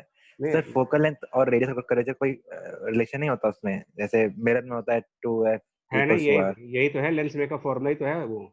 लेकिन लेंस में फोकल लेंथ और रेडियस का डायरेक्ट रिलेशन नहीं है, उसमें रिफ्रैक्टिव इंडेक्स भी आता है। Okay sir, okay sir. Lens maker formula radius को और रिफ्रैक्टिव इंडेक्स को और फोकल लेंथ को ही तो रिलेट कर रहा है। मिरर में डायरेक्ट होता है कि हाफ कर देते हो आप। Yes sir. हाँ, लेंसेस में थोड़ा सा कॉम्प्लिकेटेड है कि वो लेंस मेकर फॉर्मूले से ही रेडियस निकल सकती है और कोई तरीका नहीं है उसको निकालने का। Okay sir. ठीक है बच्चे, क्या आ रहा है आंसर वैसे? पी ओवरऑल अगर किसी का कैलकुलेट हो गया हो यहाँ तक अब तक? ओवरऑल पावर 40/9 Yes sir, 41 है। नहीं, ये आपने FL2 जब लिखा होगा तो FL2 को मीटर में कन्वर्ट कर लिया है ना यहाँ पर, क्योंकि यहाँ से जो आंसर आएगा FL2 का वो सेंटीमीटर में आएगा, जो भी आएगा वो सेंटीमीटर में आएगा आंसर आपका। Yes sir, yes मीटर में। ओके, लिख ही लेते हैं ना कितना आ रहा है, उसमें कितना टाइम लगेगा इसको सॉल्व करने में। ये 1/3 हो गया, 4/3 -1 1/3, और ये 1/30 1/90 आ रहा है वो, मतलब कि कुल मिला करके ये -90 सेंटीमीटर आ रहा है। तो यहाँ पर आएगा पावर इसकी जब निकालेंगे तो 1/0.9, और माइनस तो है ही है उसमें, तो यहाँ पर आप लिखोगे 2/0.3, और सेकंड लेंस की पावर नेगेटिव है तो -2 टाइम्स अपॉन 0.9। तो मेरे ख्याल से आप जो बता रहे थे उतना तो नहीं आ रहा, मुझे कुछ दिख रहा है यहाँ पर।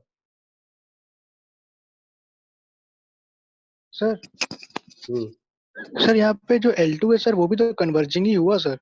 सर तो हम लोग फिर यहाँ ना कहाँ कन्वर्जिंग हुआ? L2 कन्वर्जिंग नहीं हुआ ना, आप फोकल लेंथ देखो ना उसकी, L2 की फोकल लेंथ माइनस में आ रही है, तो एक लेंस की नेगेटिव फोकल लेंथ का मतलब क्या हुआ? लेंस में अगर नेगेटिव फोकल लेंथ आ रही है, इसमें ना पॉइंट ऑफ कंफ्यूजन है। देखो मैं बता रहा हूँ क्या कंफ्यूजन है।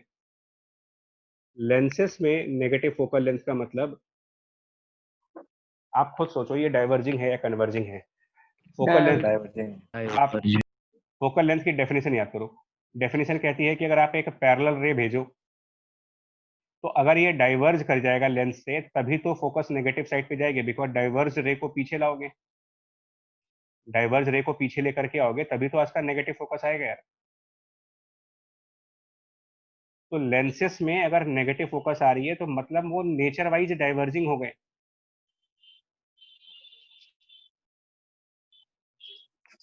हुआ डाउट रिमूव यार, है ना? यस सर, यस थोड़ा सा कंफ्यूजन है, मैं बोल रहा हूँ यहाँ पर कि थोड़ा सा पेशेंस चाहिए होगा इस टाइम पर।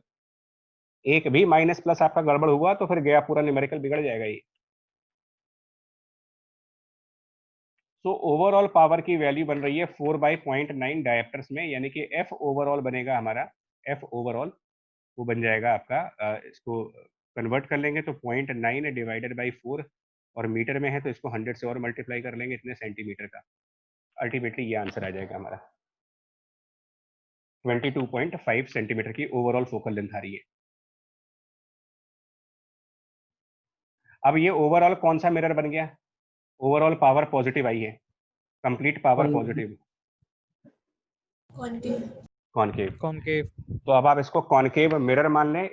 इस न्यूमेरिकल में 22.5 सेंटीमीटर की फोकल लेंथ का एक कॉनकेव मिरर बन गया ये, और ऑब्जेक्ट की जो डिस्टेंस d है उसकी कोई न्यूमेरिकल वैल्यू दी जाएगी।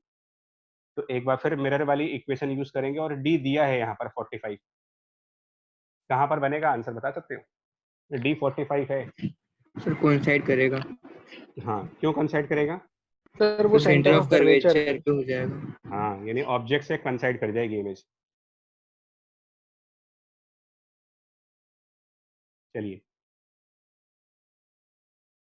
यहाँ पर क्या किया है कि हमने अलग से मिरर नहीं लगाई है, अलग से मिरर ना लगा करके लेंस को ही पीछे पॉलिश कर दिया है। मतलब लेंस की ही एक सरफेस को आपने पॉलिशिंग कर दी है, अलग से मिरर यूज नहीं कर रहे। दैट मीन इसको कहा जाता है हमारा concept of silvered lens. Sir तो इसमें 2 टाइम्स पावर ऑफ लेंस नहीं करेंगे, पावर एक बार होगी। एक ही बार ना जी बच्चा, वो नहीं होगा, गड़बड़ मत करिएगा, मैं फिर बोल रहा हूँ इसमें गड़बड़ ना करना। इसमें यही सब कंफ्यूजन के पॉइंट्स हैं कि पॉलिश्ड लेंस में क्या हम करेंगे। एक काम करें क्या, इसको जनरलाइज करना चाहते हो या डायरेक्टली कर दूं मैं इसको भी? क्योंकि अगर मेरी बात सुनोगे तो मैं तो अभी भी बोल रहा हूँ कि पॉलिश्ड लेंस भी वैसा ही है। आप ना इसको क्या मान सकते हो, आप इसको मान सकते हो कि एक ये सिचुएशन इक्विवेलेंट होगी एक अनसिल्वर्ड लेंस मान ले एक, और उसके जस्ट पीछे एक मिरर। इसमें कोई डिफरेंस नहीं है दोनों के न्यूमेरिकल्स में, ये दोनों इक्विवेलेंट हैं। अलग से मान सकते हो, मतलब this is silvered lens is equivalent to, silvered lens is equivalent to unsilvered lens plus the mirror. बस इसमें बस इतना ही होगा कि जो मिरर है उसका रेडियस ऑफ कर्वेचर, जो मिरर है उसका radius of curvature is equal to radius of curvature of second surface of the lens.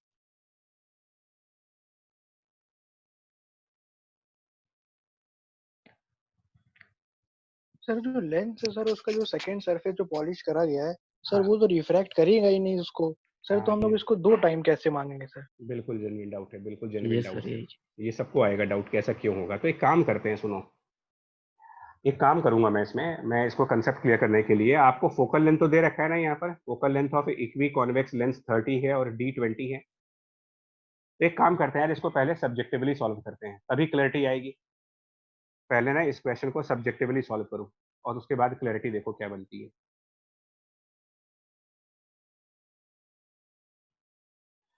तो पहले क्या होगा, सबसे पहले बताओ, मतलब सबसे फर्स्ट इमेज कौन बनाएगा, सबसे पहले फर्स्ट, सबसे पहले रे किस पे जाएगी? लेंस सर ओके, तो सबसे पहले रे जो होगी वो ऑब्जेक्ट से लेंस की तरफ, ऑब्जेक्ट टू लेंस। बनाओ इसकी इक्वेशन क्या बनेगी, ऑब्जेक्ट से लेंस की तरफ इक्वेशन रे गई। पहले सबसे पहले इसकी हम इक्वेशन बनाएंगे, तो 1/v माइनस 1/ ऑब्जेक्ट डिस्टेंस 20 है,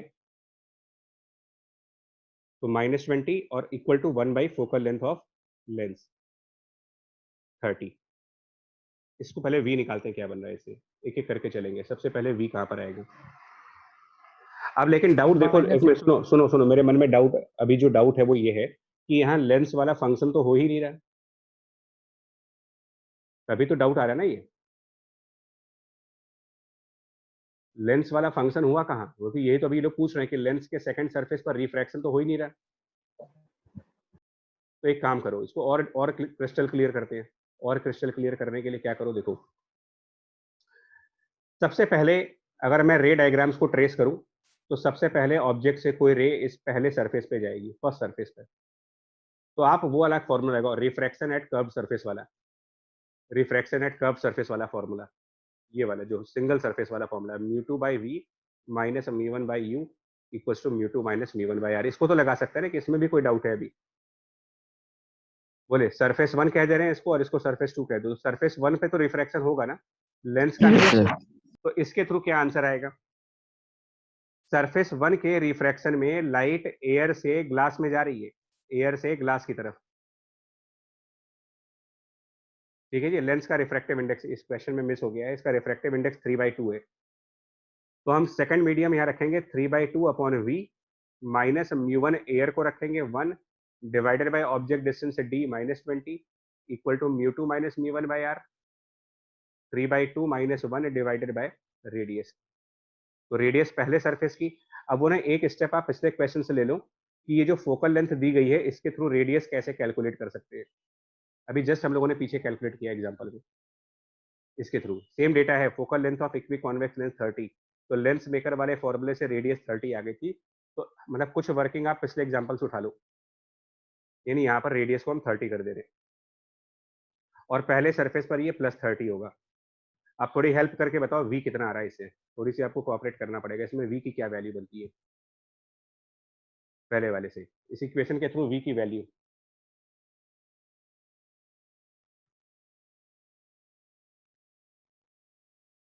बताएं। -45 सेंटीमीटर। सब -45। -45। चलिए -45। अब Yes, इसका sir. क्या मतलब है, इसको रे डायग्राम से भी समझना होगा आपको, इसको रे डायग्राम से भी समझना होगा। एक्चुअली यार ये ना डायग्राम थोड़ा सा, तो इसको थोड़ा सा नेक्स्ट पेज पर मूव कर लें यार, क्योंकि ना इसमें डायग्राम बनेगा नहीं। तो सिचुएशन कुछ ये है, हमारे पास यहाँ पर एक लेंस है, ये यहाँ पर एक लेंस है, इसको सिल्वर्ड किया था हम लोगों ने, और एक ऑब्जेक्ट यहाँ पर प्लेस किया था 20 सेंटीमीटर के डिस्टेंस पे। थोड़ा सा फ्री हैंड डायग्राम बनाते हैं। इसकी एक रे गई होगी इस पहले सरफेस पे, पहले सरफेस से वो रिफ्रैक्ट हुई, ठीक है जी, पहले सरफेस से वो रे रिफ्रैक्ट हुई, और कैलकुलेशन के बाद आपका आंसर ये आ रहा है कि पहले सरफेस पर रे जो रिफ्रैक्ट हो रही है इसको बैक साइड पर एक्सटेंड करोगे, और तो यहाँ पर पहली इमेज I1 बनेगी जिसका डिस्टेंस अभी कैलकुलेट किया गया है 45 सेंटीमीटर का। अब इसके बाद रिफ्लेक्शन का फिनोमेना आएगा, तो नाउ रिफ्लेक्शन। अब रिफ्लेक्शन के लिए कौन सा लॉ लगाओगे, कौन सी इक्वेशन यूज करोगे? अगर हम यहाँ पर रिफ्लेक्शन के लिए बात करें तो रिफ्लेक्शन के लिए हम मिरर वाला फॉर्मूला लगाने जा रहे हैं 1/v plus 1/u equals to 1/f। अब इसमें u की जगह क्या रखेंगे? 1/v तो निकालना है और u की जगह पर तो -45 हाँ, क्योंकि जो मिरर पे रे इंसिडेंट हो रही है ना, जो रे मिरर पर इंसिडेंट हो रही है, ये रे पॉइंट I1 से दिख रही होगी आपको। तो I1 -45 है, इसको रखोगे यहाँ पर इक्वल टू 1/, फोकल लेंथ। अब मिरर की फोकल लेंथ, तो रेडियस तो इस मिरर की 30 है, यानी कि फोकल लेंथ 15 सेंटीमीटर की हुई, और वो भी -15 सेंटीमीटर। इससे v कितना आ रहा है इसको बताओ, इसके थ्रू v की वैल्यू 1/-1/15 और इधर +1/45, तो -3/45 प्लस 1 -2 मेरे ख्याल से -22.5 आ रहा है। Yes sir. 22.5 सेंटीमीटर है। तो इसको रे डायग्राम दिखाओ। इसका मतलब जानते हो क्या हुआ कि ये रे अब मिरर से रिफ्लेक्ट होगी, ठीक है। एक सेकेंड, थोड़ा सा स्पेस बना लें यहाँ डायग्राम के लिए, फिर दिखा रहे हैं आपको। यहाँ पर ऑब्जेक्ट को रख करके इस रे को थोड़ा सा इधर दिखा देते हैं।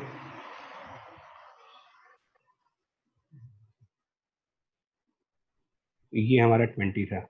इसका मतलब क्या होगा कि जो मिरर है, अब मैं थोड़ा दूसरा कलर यूज कर रहा हूँ। मिरर से लाइट जब रिफ्लेक्ट होगी तो मिरर से रिफ्लेक्ट होने के बाद जो इमेज बननी चाहिए थी वो 22.5 पर बननी चाहिए थी। इसको आप I2 कहोगे। ये डिस्टेंस हमारा हो गया 22.5 सेंटीमीटर का मिरर से रिफ्लेक्ट होने के बाद। लेकिन वो इमेज बन नहीं पाएगी क्योंकि लाइट मिरर से रिफ्लेक्ट होने के बाद एक बार फिर सरफेस S1 पर रिफ्रैक्ट होगी। तो अगेन एट S1, ये बहुत लेंथी प्रोसेस हो जाएगा एक्चुअली, बट फिर भी एक बार करके देखो सेटिस्फेक्शन के लिए। अगेन एट S1, अब फॉर्मूला लगाएंगे μ2/v minus μ1/u equals to μ2 minus μ1/r। अब क्या रखेंगे μ2। अब आप फिर से जब आप दोबारा S1 पर आ रहे हो तो अब आप ग्लास से एयर की तरफ जा रहे हो, फ्रॉम ग्लास टू एयर जा रहे हो। तो μ2 एयर, μ1 ग्लास का यानी कि 3/2, ऑब्जेक्ट डिस्टेंस अभी देखना है यहाँ पर क्या रखना है, और 1 minus 3/2 divided by radius 30। Object distance क्या रखेंगे अब जब दूसरी बार S1 पर आए हैं तो? +22.5। हाँ, +22.5 +22.5। और R क्या रखेंगे सेकेंड टाइम? ध्यान दो, जब दूसरी बार आप S1 पे जा रही है, जब ये रे सेकेंड टाइम S1 पर आ रही है तो ये लेफ्ट साइड जा रही है। सेकेंड टाइम ये लेफ्ट साइड जा रही है, मिरर से रिफ्लेक्ट होने के बाद रे लेफ्ट साइड पे जा रही है। तो अब हमारा साइन कन्वेंशन बदल चुका है, क्योंकि अब इंसिडेंट रे लेफ्ट साइड जा रही है, तो लेफ्ट साइड आपका पॉजिटिव है, राइट साइड नेगेटिव हो जाएगा।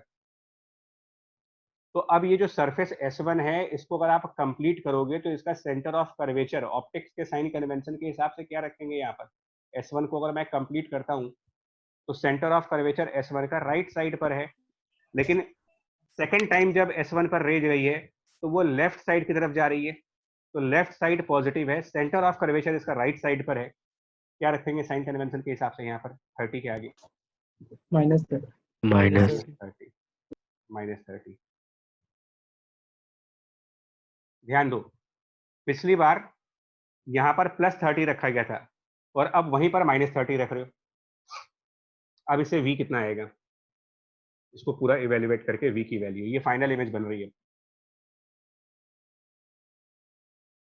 तो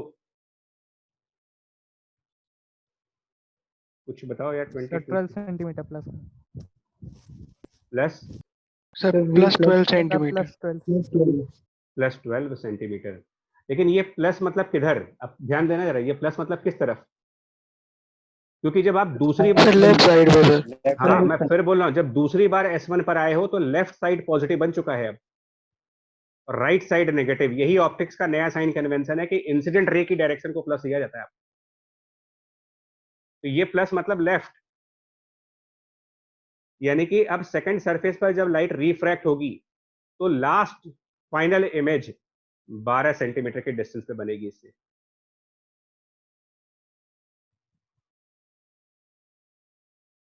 बट आप खुद देखो ना, इसमें कॉम्प्लिकेशंस कितनी हैं। मतलब पहले एक बार यहाँ पर इक्वेशन, फिर सेकंड इक्वेशन, और फिर थर्ड इक्वेशन, 3 बार इक्वेशन बनानी पड़ी आपको। और कितना ध्यान रखना पड़ा है साइन कन्वेंशंस को लेकर के। अब इसको रिड्यूस करो, अब आप इसको ऑब्जेक्टिवली करें इस कंसेप्ट से, इस कंसेप्ट से इसका ऑब्जेक्टिव अप्रोच लाओ। देखिए, निकालो इसकी ओवरऑल पावर। मैं कह रहा हूं आप वही फॉर्मूला लगाओ जो पहले लगाया था। तो 2 times power of lens plus power of mirror. तो 2 power of lens 1 upon focal length 0.3, power of mirror 1 upon focal length. Mirror जो है वो जिस सरफेस को पॉलिश किया गया है उस सरफेस का रेडियस 30 सेंटीमीटर का है। तो अगर 30 सेंटीमीटर वाली रेडियस को पॉलिश किया गया था, इसका मतलब मिरर की फोकल लेंथ 15 सेंटीमीटर की हो गई, और 15 सेंटीमीटर की फोकल लेंथ का मतलब 0.15 उसकी पावर हो गई मीटर में कन्वर्ट करने के बाद। क्या बन रहा ओवरऑल पावर यहाँ से? यहाँ से अगर हम ओवरऑल पावर कैलकुलेट कर लें, बताएं ओवरऑल पावर की वैल्यू So 40/3. क्या हो गया यार? 40/3। 40/3। चलिए, हाँ ठीक है, 40/3 डायप्टर्स में, ठीक है। एफ ओवरऑल बताओ जल्दी से, ओवरऑल एफ कितना आएगा? 1 अपॉन पावर करके, और उसमें 100 मल्टीप्लाई भी कर लीजिएगा, क्योंकि इससे ये डायप्टर के साथ मीटर आता है हमेशा। तो 1 अपॉन पावर यानी 3 अपॉन 40 इंटू 100, मेरे ख्याल से ये 7.5 है। Yes, sir. Yes sir. अब आप क्या करोगे, देखो अब आप क्या करो, इस पूरे फिगर को रिप्लेस कर दो, इसको रिप्लेस करो बाय मिरर। अब आपको खुद रियलाइज होगा कि वर्किंग कितनी छोटी है, देखिए इसकी। तो हमने क्या किया, मिरर से रिप्लेस कर दिया। मैं रिप्लेस करके दिखाऊंगा नहीं, मैं सिर्फ मिरर की इक्वेशन लगाऊंगा, 1 upon v plus 1 upon object distance, original वाला ऑब्जेक्ट डिस्टेंस है डी 20 सेंटीमीटर, और ओवरऑल फोकल लेंथ 7.5 यानी कि 15/2। लेकिन क्योंकि ये कॉनकेव मिरर है तो फोकल लेंथ के आगे माइनस साइन। अब इसके थ्रू निकालो वी कितना आ रहा है, इसके थ्रू वी की वैल्यू So -12. -12 आ गया ना, 12 आपका आंसर। और माइनस क्यों आ रहा है? माइनस मतलब आपकी बार लेफ्ट साइड है, ये माइनस लेफ्ट साइड के लिए है, क्योंकि जब आप इस पूरे सिस्टम को एक मिरर से रिप्लेस कर दोगे और ओरिजिनल वाले ऑब्जेक्ट को यूज करोगे, जो ओरिजिनल ऑब्जेक्ट आपको दिया गया उसी को यूज करोगे, तो इंसिडेंट रे तो राइट साइड जाएगी अब ओरिजिनल ऑब्जेक्ट के हिसाब से, यानी ये पॉजिटिव साइड, ये नेगेटिव साइड। तो अब जो माइनस आ रहा है इसका मतलब लेफ्ट है, यानी लेफ्ट साइड 12 सेंटीमीटर पर इमेज बनेगी। तो यहाँ भी तो वही आया है, इतना लंबा प्रोसेस करके भी तो आप वही साइड आए हो, लेफ्ट साइड 12 सेंटीमीटर पे।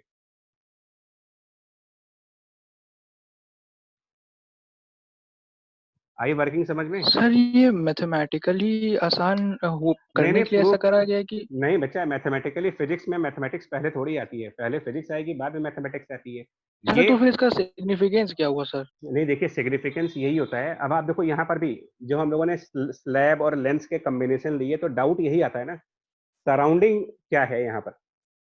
मतलब एक्चुअली इसका प्रूफ है, प्रूफ पूरा पूरा प्रूफ ऐसा ही होता है। मतलब अगर आप मुझसे पूछो, बोलोगे कि सर प्रूफ क्या है इसका, तो हम प्रूफ तो आपको यही कराएंगे कि पहले सब्जेक्टिवली पहले सरफेस पर रिफ्रैक्शन की इक्वेशन लिखेंगे, फिर दूसरे पर रिफ्लेक्शन की लिखेंगे, और तीसरे पर रिफ्रैक्शन की इक्वेशन लिखेंगे। तीनों का प्रूफ मिला करके अल्टीमेटली वो रिजल्ट वही बन जाता है बार बार, जो पावर के समेशन से आया है। और ये सिर्फ यहीं पर नहीं होगा, इसीलिए कंसेप्ट ऑफ पावर आपको दिया गया है कि कॉम्बिनेशंस में पावर्स को ऐड करने वाला कंसेप्ट जनरलाइज कंसेप्ट है। सिल्वर्ड लेंस के लिए भी लगा सकते हो, लेंस प्लस मिरर के लिए भी लगा सकते हो, लेंस प्लस लेंस के लिए भी लगा सकते हो, जितने मर्जी लेंस और मिरर आप एक दूसरे के साथ कंबाइन करते हो कहीं पर भी लगा सकते हो। सब्जेक्टिवली भी प्रूफ है इसका, ऐसा नहीं है कोई भी चीज। देखो ऐसा थोड़ी है कि हम हाइपोथेटिकल फॉर्मूला लिख देंगे कहीं पर, गारंटीड प्रूफ है इसका। हाँ, प्रूफ आपके सामने ये अभी नहीं किया गया है, इसलिए थोड़ा मन में डाउट आ रहा है कि यार ये हो कैसे रहा है सब। ये एग्री कर सकता हूँ कि भाई ये प्रूफ नहीं है, इस वजह से थोड़ा सा डाइजेस्ट नहीं हो पा रही है चीज। बट मेरी बात आप समझो,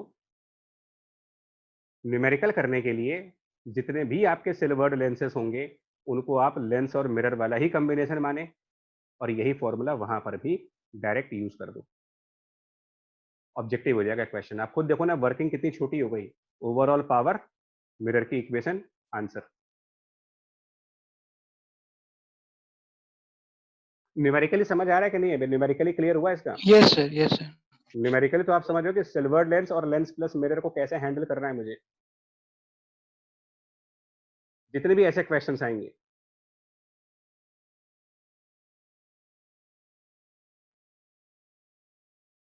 चलिए अब नेक्स्ट देखो, अब थोड़ा सा आसान टॉपिक है ये, मतलब रिलेटिवली इजी टॉपिक है, उससे आसान टॉपिक है सिल्वर्ड लेंस के बाद। इसमें सिंपल सा क्वेश्चन ये है कि एक ऑब्जेक्ट की रियल इमेज अगर बन रही है तो ऑब्जेक्ट और उसकी रियल इमेज के बीच में मिनिमम डिस्टेंस क्या होगा यहाँ पर, ये इसका सीधा सीधा क्वेश्चन है यार। ऑब्जेक्ट और उसकी रियल इमेज के बीच, मतलब यहाँ पर अगर ये डिस्टेंस को हम x मान लें तो इस x की मिनिमम पॉसिबल वैल्यू क्या बन सकती है, जबकि ये एक लेंस है जिसकी फोकल लेंथ f है और ये एक कन्वर्जिंग लेंस है। तो minimum possible distance between the object and the real image for a converging lens of focal length f, ये गिवन है आपका, फोकल लेंथ दिया हुआ है। क्या करेंगे देखो, हम लोग इमेज वाली डिस्टेंस को v मान लेते हैं, तो ऑब्जेक्ट डिस्टेंस आप x और v के फॉर्म में कैलकुलेट कर सकते हो।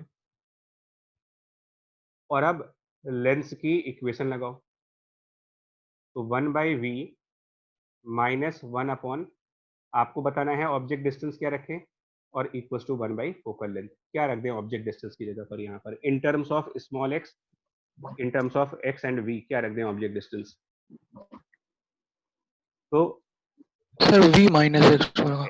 x माइनस v होगा, लेकिन उसके आगे माइनस साइन लगेगा, यस है ना। अब आप इसको जरा सिंप्लीफाई करो, है ना, इसको सिंप्लीफाई करो। तो इसको जब हम सिंप्लीफाई करेंगे प्रॉपर इक्वेशंस बना करके ना, तो यहाँ पर v और यहाँ पर v माइनस एक्स, और ऊपर की तरफ अगर हम इसको सिंप्लीफाई करते हैं तो ये नहीं,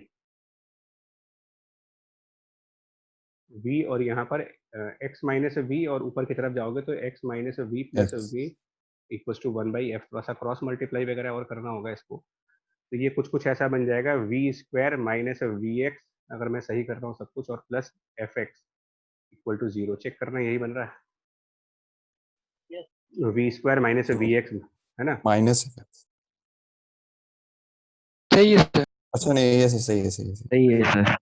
अब आप क्वाड्रेटिक इक्वेशंस की प्रॉपर्टी लगाएंगे कि स्मॉल v के रियल वैल्यूज के लिए, ये क्वाड्रेटिक है, for the real values of v, because v में क्वाड्रेटिक है, v स्क्वायर और v, तो for the real values of v discriminant d should be positive value. क्या बन रहा देखो उससे, डिस्क्रिमिनेंट को पॉजिटिव करें अगर क्वाड्रेटिक इक्वेशन के हिसाब से, चेक करके देखो, इसी से मालूम चल जाएगा आपको कि x की क्या वैल्यू होनी चाहिए। बताओ, प्रूफ करना, सर 4f। मतलब x जो है लेस More than ये बने, 4f. तो मिनिमम कितना हुआ फिर, अगर x मोर देन 4f है या इक्वल टू 4f है तो मिनिमम कितना हुआ? 4f। यही क्वेश्चन, 4f। यही क्वेश्चन था कि ऑब्जेक्ट और रियल इमेज के बीच मिनिमम डिस्टेंस क्या होगी, तो आंसर है 4f। और ये मिनिमम डिस्टेंस कब होती है जानते हो? ये मिनिमम वाली डिस्टेंस होती कब है? जब So the optical sir centre वो center of सेंटर नहीं, सेंटर नहीं होता, जब आप इधर ऑब्जेक्ट को ना 2f के डिस्टेंस पे रखते हो लेफ्ट साइड। याद करिएगा, लेंस में ये एक यूनिक पॉइंट होता है, अगर लेफ्ट साइड 2f पे रखा है तो राइट साइड जो इमेज बनती है वो भी 2f डिस्टेंस पे ही बनती है। यही आपका मिनिमम डिस्टेंस वाला केस है। तो इसमें कोई लॉजिकल पोर्शन नहीं है, जस्ट एक मैथमेटिकल क्वेश्चन था कि मिनिमम डिस्टेंस क्या हो सकती है, क्वाड्रेटिक इक्वेशन का यूज था, तो ये क्वेश्चन करा दिया, क्योंकि ये भी ऑब्जेक्टिव क्वेश्चन, क्लासिकल क्वेश्चन है तो एग्जाम्स में पूछे जा सकते हैं, रिपीटेड क्वेश्चन है सर, कई बार पूछे गए हैं और आगे भी हो सकता आ जाए, मतलब उन एग्जाम्स में जहाँ रिपीटेड क्वेश्चन आते हैं। ठीक है, नेक्स्ट एक और टॉपिक है, वो भी रिपीटेड टॉपिक है। देखो यहाँ पर एक ये एक्सपेरिमेंट है, बेसिकली आईसीएसई बोर्ड का एक्सपेरिमेंट है, आईएससी बोर्ड का, displacement method for finding the focal length of lens. इसमें क्या किया गया है, देखिए 2 स्टेप्स हैं।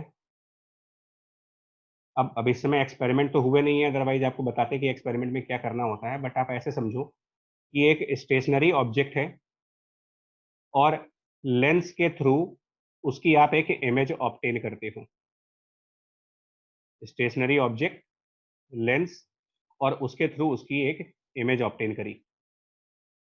अब बिना ऑब्जेक्ट को डिस्टर्ब किए, मतलब ऑब्जेक्ट की लोकेशन को चेंज किए बगैर, ऑब्जेक्ट की लोकेशन को चेंज किए बगैर लेंस को रीलोकेट करते हैं सेकंड प्लेस पर, और फिर उस ऑब्जेक्ट की इमेज वहीं पर ऑब्टेन करते हैं जहां पर पहले निकाली गई थी।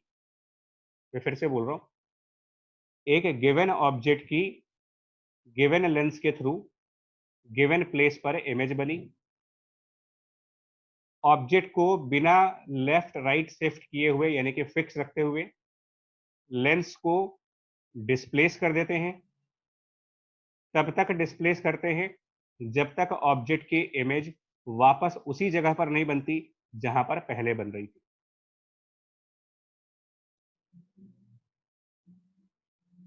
और हम ये लैब के अंदर ये नोट करते हैं कि लेंस को कितना डिस्प्लेस किया गया है। ये लेबोरेटरी में आप इस डिस्टेंस डी को नोट करते हैं, और लेबोरेटरी में हम ऑब्जेक्ट और इमेज के बीच की डिस्टेंस को भी नोट करते हैं कि ये डिस्टेंस कितना होगा। और हमारा एम ऑफ एक्सपेरिमेंट ये होता है to find the focal length in terms of distance a and f. ये होता है आपका ए और एफ के फॉर्म में फोकल लेंथ निकालना। ए और एफ नहीं, ए और डी। ये एम ऑफ एक्सपेरिमेंट होता है आईएससी बोर्ड में। रिपीट कर रहा हूं, इसमें जो इंपॉर्टेंट पॉइंट है, अगर आप एक चीज ध्यान देना, इमेज बनेगी तो उसी जगह पर, लेकिन इमेज का साइज बदल चुका होगा। फिगर में पहली बार मैंने बड़ी इमेज दिखाई है, दूसरी बार छोटी इमेज दिखाई है जानबूझ करके। मतलब हमने इमेज की लोकेशन को प्रायोरिटी दी है, साइज ऑफ इमेज को प्रायोरिटी नहीं दी है। मतलब कि सेम प्लेस के ऑब्जेक्ट की सेम प्लेस पर इमेज लेंस की 2 अलग अलग लोकेशंस के थ्रू पॉसिबल है। सेम प्लेस का ऑब्जेक्ट, सेम प्लेस की इमेज, सेम साइज नहीं है, सेम प्लेस की image can be obtained by placing the lens at 2 different locations. कैसे हो सकता है ये काम? ये काम कैसे हो सकता है कि लेंस की डिस्टेंस बदल दी, उसके बाद भी इमेज वहीं पर बन रही है जहां पर पहले बन रही थी? सर इमेज की डिस्टेंस ही बदल चुकी है, तो हो सकता है ऐसा।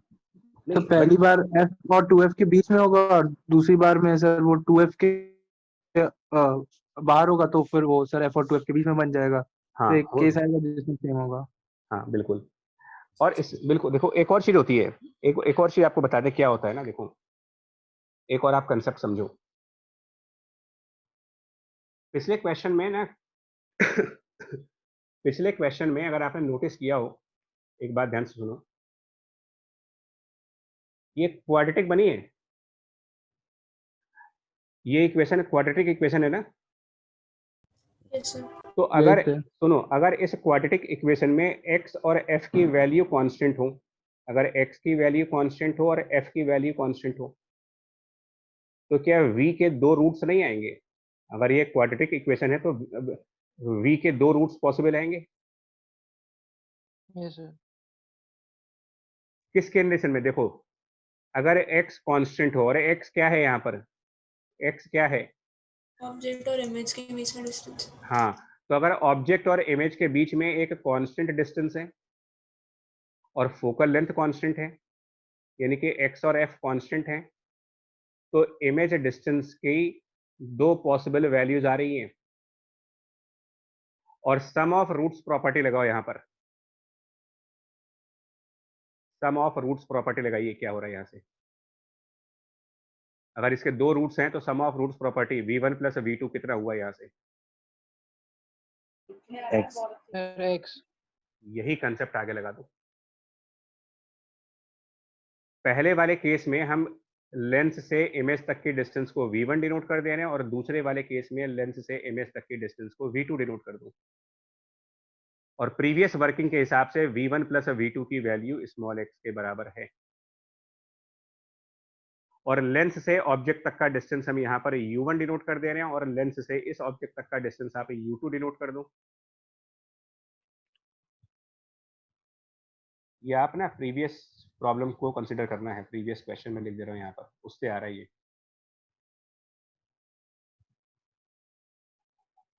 एंड एक और बात समझो क्या हो रहा है, क्या u1 प्लस v1 की वैल्यू और u2 प्लस v2 की वैल्यू बराबर नहीं है? यस सर, है? यस सर, ठीक है। Yes sir. तो अब हम u2, ये भी इक्वेशन सही है यहाँ पर देखो। मेन कंसेप्ट ये है आपका, अगर ये कंसेप्ट किसी के भी दिमाग में बैठ गया तो फिर सीधे आसान हो जाएगी कि v1 प्लस v2 की वैल्यू x के बराबर है, किसी के भी माइंड में, अगर वो पिछली वाली वर्किंग से। तो एक बात बताओ, क्या आपको ऐसा नहीं लग रहा है यार कि अगर ये वाली डिस्टेंस v1 और ये वाली डिस्टेंस v2 मिला करके x के बराबर है? सर इसे ऐसे नहीं कर सकते सर, v1 प्लस v2 निकाल लिया, v1 v2 निकाल देंगे सर, v1 वही वही माइनस वही वही नहीं, ये u1 प्लस v1 और u2 प्लस v2 ये भी तो x के बराबर है। यस सर, तो u1 v2 के इक्वल है। नहीं, हाँ हाँ हाँ, बिल्कुल Yes, बिल्कुल sir. बिल्कुल, ये आप सही पॉइंट पर आ गए, मतलब जिस पॉइंट की तरफ जाना चाह रहे थे उस पॉइंट पर आप आ गए कि यहाँ से जब आप आगे प्रोसीड करते हो तो ये प्रूफ हो जाता है कि u1 equal to v2 and u2 equal to v1। ये आपको समझ आ रहा है ये चीज जो लिखी जा रही है? Yes, sir. Yes, sir. Yes sir, sir. Yes, sir, आ रहा है। इसी को ऑब्जेक्ट में, ऑप्टिक्स में कंसेप्ट ऑफ रिवर्सिबिलिटी कहा गया है। लेंस से जितने डिस्टेंस पर ऑब्जेक्ट था अगली बार वो इमेज की डिस्टेंस हो गई, और लेंस से जितने डिस्टेंस पर इमेज थी वो अगली बार ऑब्जेक्ट डिस्टेंस हो गई, यानी कुल मिलाकर के ऑब्जेक्ट डिस्टेंस और इमेज डिस्टेंस इंटरचेंज हो गए हैं। पहली बार जो डिस्टेंस ऑब्जेक्ट की थी अगली बार वो डिस्टेंस इमेज की है, पहली बार जो डिस्टेंस इमेज की थी अगली बार वो डिस्टेंस ऑब्जेक्ट की हो गई है। Reversibility concept.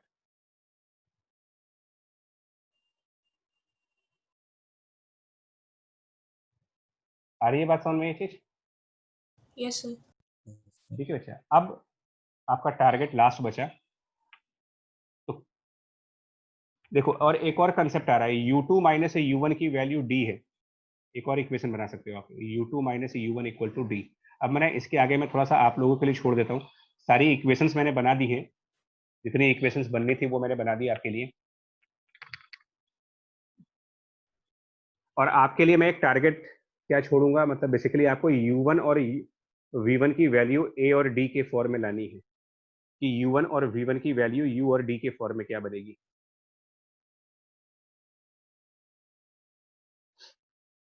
ठीक है ना, आपको u1 की वैल्यू निकालनी है, v1 की वैल्यू निकालनी है, किसके फॉर्म में? a के फॉर्म में और d के फॉर्म में। आप चाहो तो d को v2 माइनस v1 भी कर सकते हो, v1 minus v2 sorry, v1 minus v2 को भी d लिख सकते हो चाहो तो, जरूरत पड़ने पर आप इसमें से कोई भी इक्वेशन यूज कर सकते हो। और इसके हिसाब से अब आपके लिए टारगेट बचता है u1 और v1 की वैल्यूज को a और d के फॉर्म में कैसे लाओगे।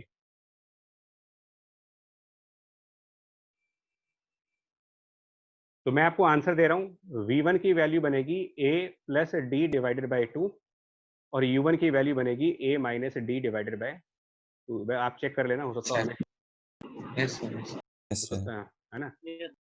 और पोजीशन 1 के लिए आप लेंस इक्वेशन लगाओ, जो पोजीशन 1 है वहां पर लेंस की इक्वेशन लगा दो। तो 1 upon v1 minus 1 upon u1, यानी u1 के आगे minus sign, equal to 1 upon f। और इसको आगे पूरा जब सॉल्व करेंगे, इसकी पूरी वैल्यू को जब निकालेंगे तो ये आंसर आ जाएगा a square minus D square divided by, ये प्लस हो जाएगा a माइनस डी, अरे मतलब मेरे ख्याल से 4a।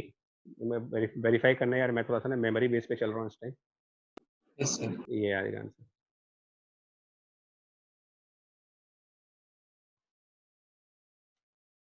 हाँ जी। और देखो इसमें एक और बात पूछते हैं कि अगर ओरिजिनल ऑब्जेक्ट एचओ हाइट का था तो ऑब्जेक्ट तो चेंज नहीं किया मैंने, लेकिन उसके इमेज की साइज बदल जाएगी। यहाँ पर इमेज h1 साइज की है और यहाँ पर इमेज h2 साइज की है।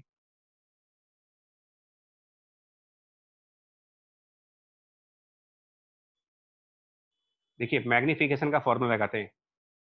पहले वाले में image size divided by the object size, और magnification of lens v upon u होता है, so v1 divided by u1।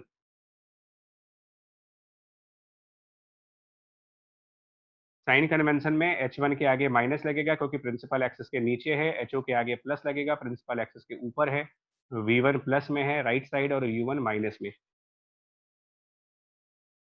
और दूसरी बार इमेज h2 साइज की है, ऑब्जेक्ट फिर से ho साइज का है, माइनस h2 प्लस ho। दूसरी बार यहाँ पर हम ऊपर v2 रखेंगे प्लस में और नीचे माइनस u2। अब मैं आपसे कह रहा हूँ इन दोनों को मल्टीप्लाई करो, इन दोनों को मल्टीप्लाई कर दो इक्वेशंस को, और एक प्रूविंग ये आ जाएगी कि ho square will be equal to h1 h2।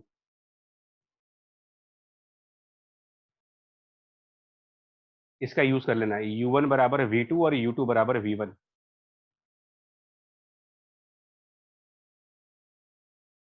Yes sir. Yes sir. ठीक है, तो ये दो रिजल्ट्स हैं, इन पर भी क्वेश्चंस आते हैं लेंसेस में। ये सब जनरलाइज टॉपिक हैं जो कि बड़े कॉमन रिजल्ट्स पूछा करते हैं इस टाइप के क्वेश्चंस के।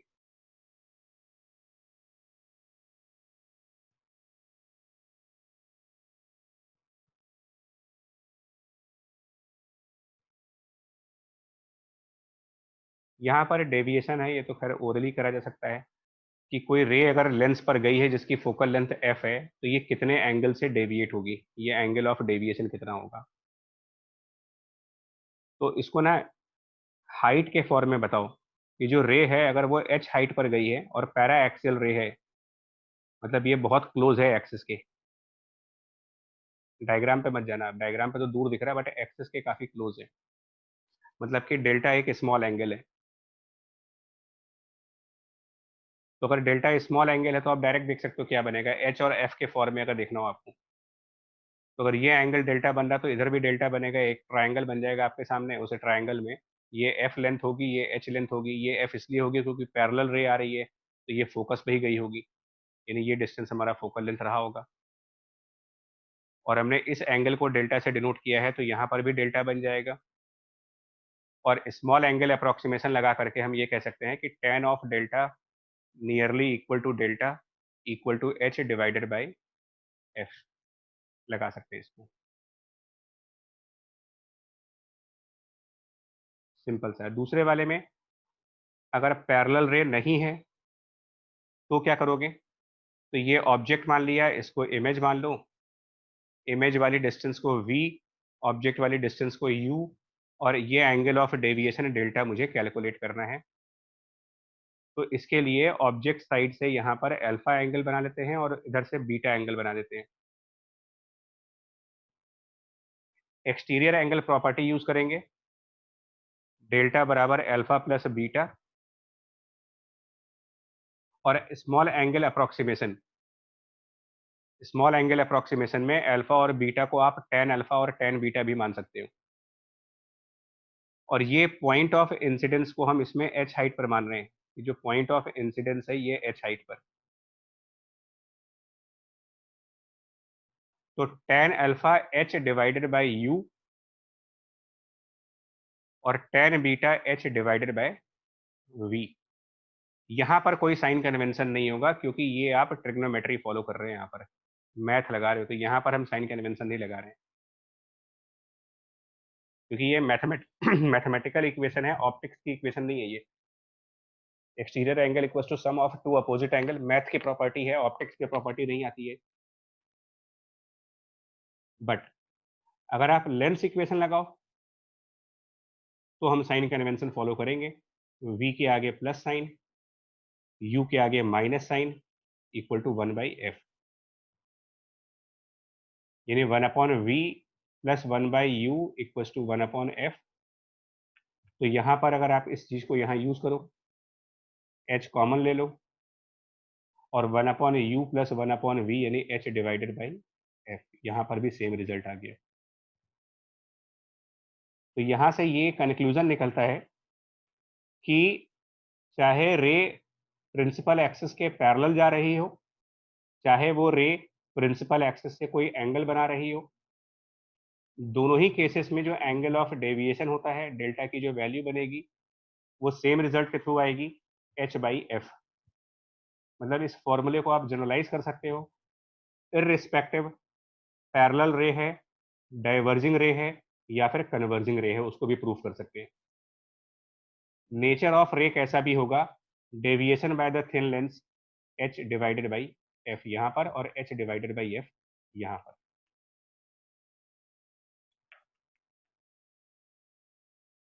ठीक है पॉइंट?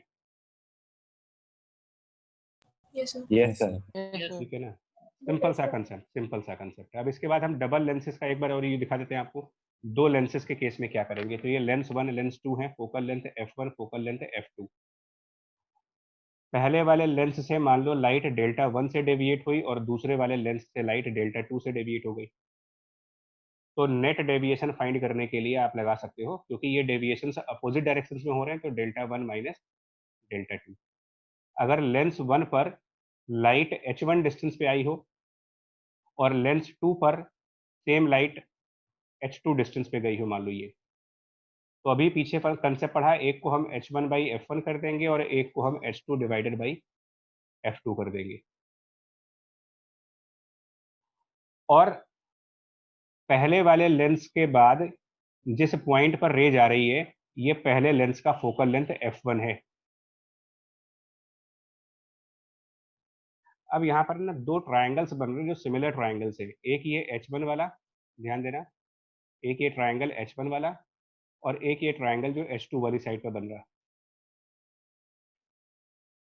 अलग से डायग्राम बना के दिखाऊं तो एक ट्रायंगल हमारे पास ये बन रहा है और उसी के सामने ये लाइट नीचे जा करके यहाँ पर दूसरा ट्रायंगल बन रहा है ऐसे। ये h2 साइज है, ये h1 साइज है, ये डिस्टेंस हमारा f1 है, रिमेनिंग डिस्टेंस हमारा d माइनस f1 है, क्योंकि टोटल डिस्टेंस d है। तो सिमिलर ट्रायंगल्स बन रहे हैं, ये वाला ट्रायंगल और ये वाला ट्रायंगल सिमिलर है।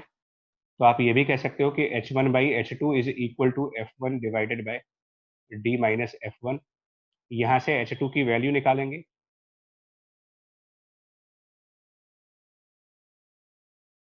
ये वैल्यू h2 की, और ये h2 की वैल्यू ले जा करके यहाँ पर पुट कर देंगे। तो ओवरऑल डेल्टा की जो वैल्यू बनेगी h1/f1 माइनस 1/f2, और h2 को रिप्लेस करने जा रहे हैं। तो h2 को जब रिप्लेस करेंगे तो ये d/f1 minus 1 into h1। Overall delta की वैल्यू बनेगी, h1 कॉमन ले लेंगे, 1/f1 plus 1/f2 minus d divided by f1 f2। तो कभी कभी इसके ऊपर भी ऑब्जेक्टिव क्वेश्चन आ जाता है ना, कभी कभी इसके ऊपर क्वेश्चन आ जाता है, दो लेंसेज का कंबाइंड डेविएशन का फॉर्मूला, इसको लर्न करके रखना है। इसको लर्न करना है आपको, मतलब सीधा सीधा फॉर्मूला आता है। और इसको कंपेयर करें ना अगर सिंगल लेंस के थ्रू, तो सिंगल लेंस में डेल्टा की वैल्यू h/f है, सिंगल लेंस में इट इज h/f। और ये दो लेंसेस मिल करके जो फॉर्मूला दे रहे हैं वो ये है। तो इसको आप कंपेयर भी कर सकते हो h1 डिवाइडेड बाय इन दो लेंसेस के इक्विवेलेंट फोकल लेंथ से,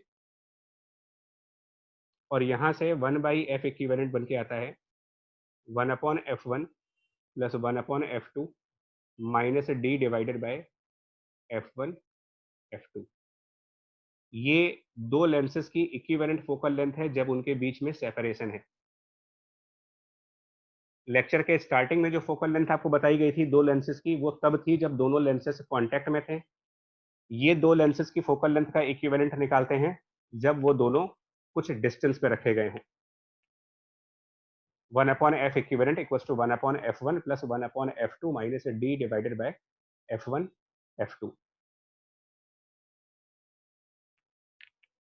लेकिन इसका कोई काम नहीं है, पहले बता दूं आपको, कोई काम नहीं है जब तक क्वेश्चन में न पूछा जाए। इस टॉपिक पे मत जाना आप, कोई काम नहीं है। इसके थ्रू इमेज डिस्टेंस नहीं निकाली जाती।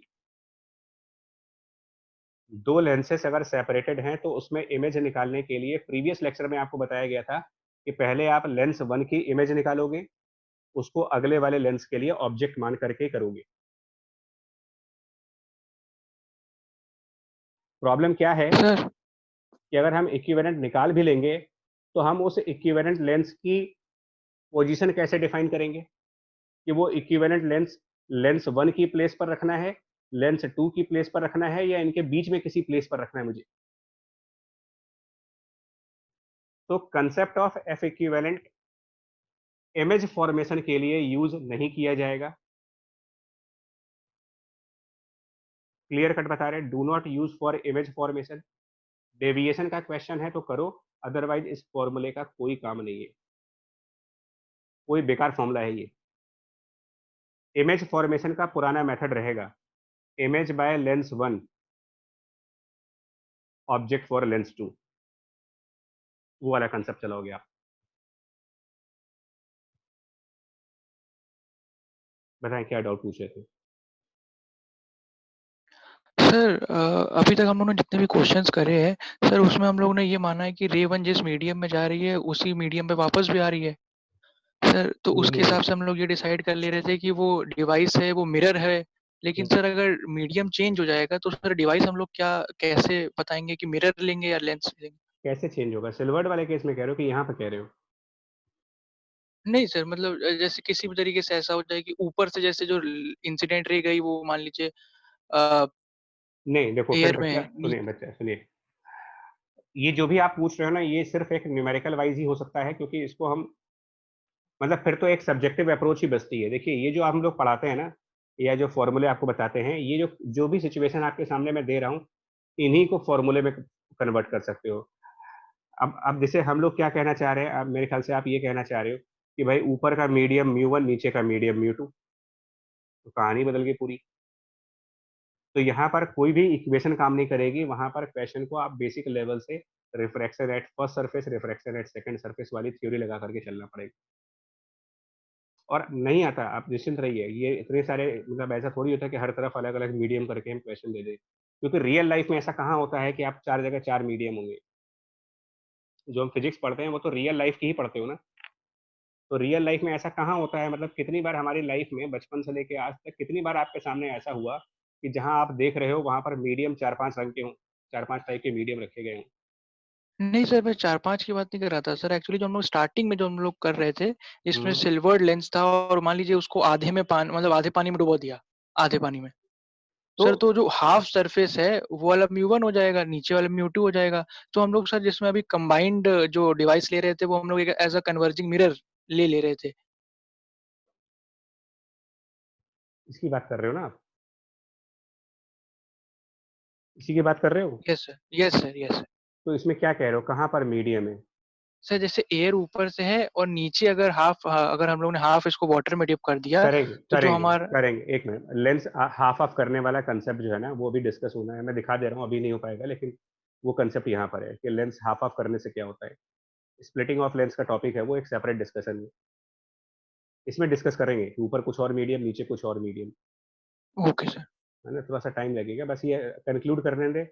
मतलब ये आज नहीं करेंगे, बस आज यहाँ बीम एक्सपेंशन तक लास्ट टॉपिक करेंगे, इसके बाद ये स्प्लिटिंग ऑफ लेंस, क्योंकि ये डिटेल्ड डिस्कशन होना चाहिए, तो ये एक फ्रेश लेक्चर में दोबारा होगा।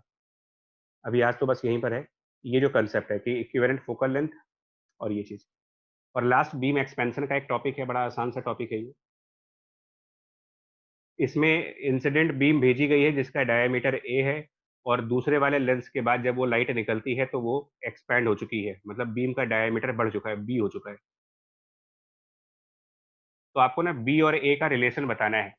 और ऐसा कब हो सकता है कि पैरेलल बीम ही रहे, मतलब पहले भी पैरेलल बीम है, यहाँ पर भी ये बीम पैरेलल है, और आगे भी ये बीम पैरेलल है। बहुत एक बेसिक अप्रोच लगाना है इसमें यार, बहुत फंडामेंटल अप्रोच है। पहले वाले लेंस के बाद लाइट जहां पर जा रही है, ये पॉइंट लेंस 1 का फोकस होना चाहिए, यानी ये डिस्टेंस आपका f1 होना चाहिए।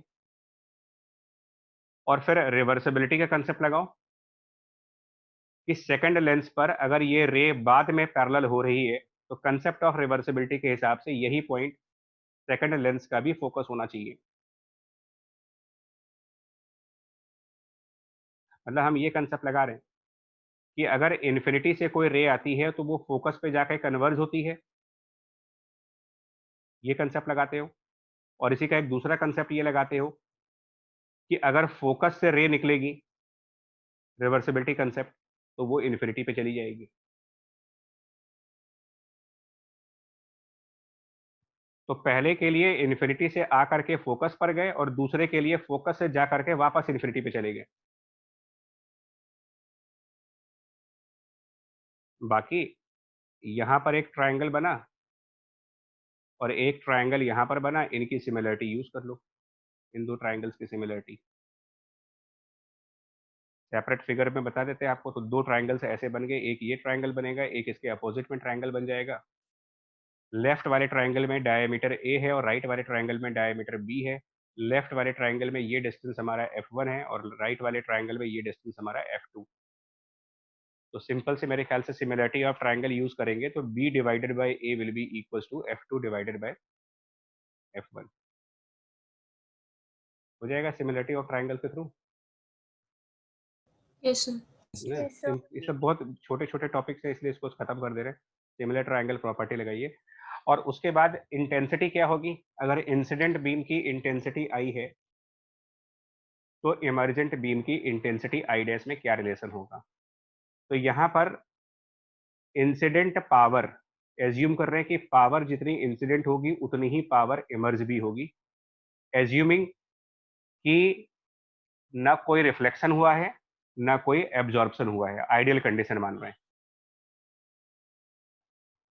तो इंसिडेंट पावर निकालने के लिए इंसिडेंट वाली इंटेंसिटी और एरिया ऑफ इंसिडेंट बीम, और इमर्जेंट पावर निकालने के लिए इमर्जेंट वाली intensity multiplied by area of emergent beam. बस ये दूसरा कंसेप्ट ये लगाना है आपको, इससे आई डैश मिल जाएगा। तो यही दो क्वेश्चंस पूछते हैं, इंटेंसिटी का क्वेश्चन पूछते हैं या कभी कभी डायमीटर को लेकर के स्ट्रेट फॉरवर्ड क्वेश्चन पूछते हैं, सीधे सीधे क्वेश्चन।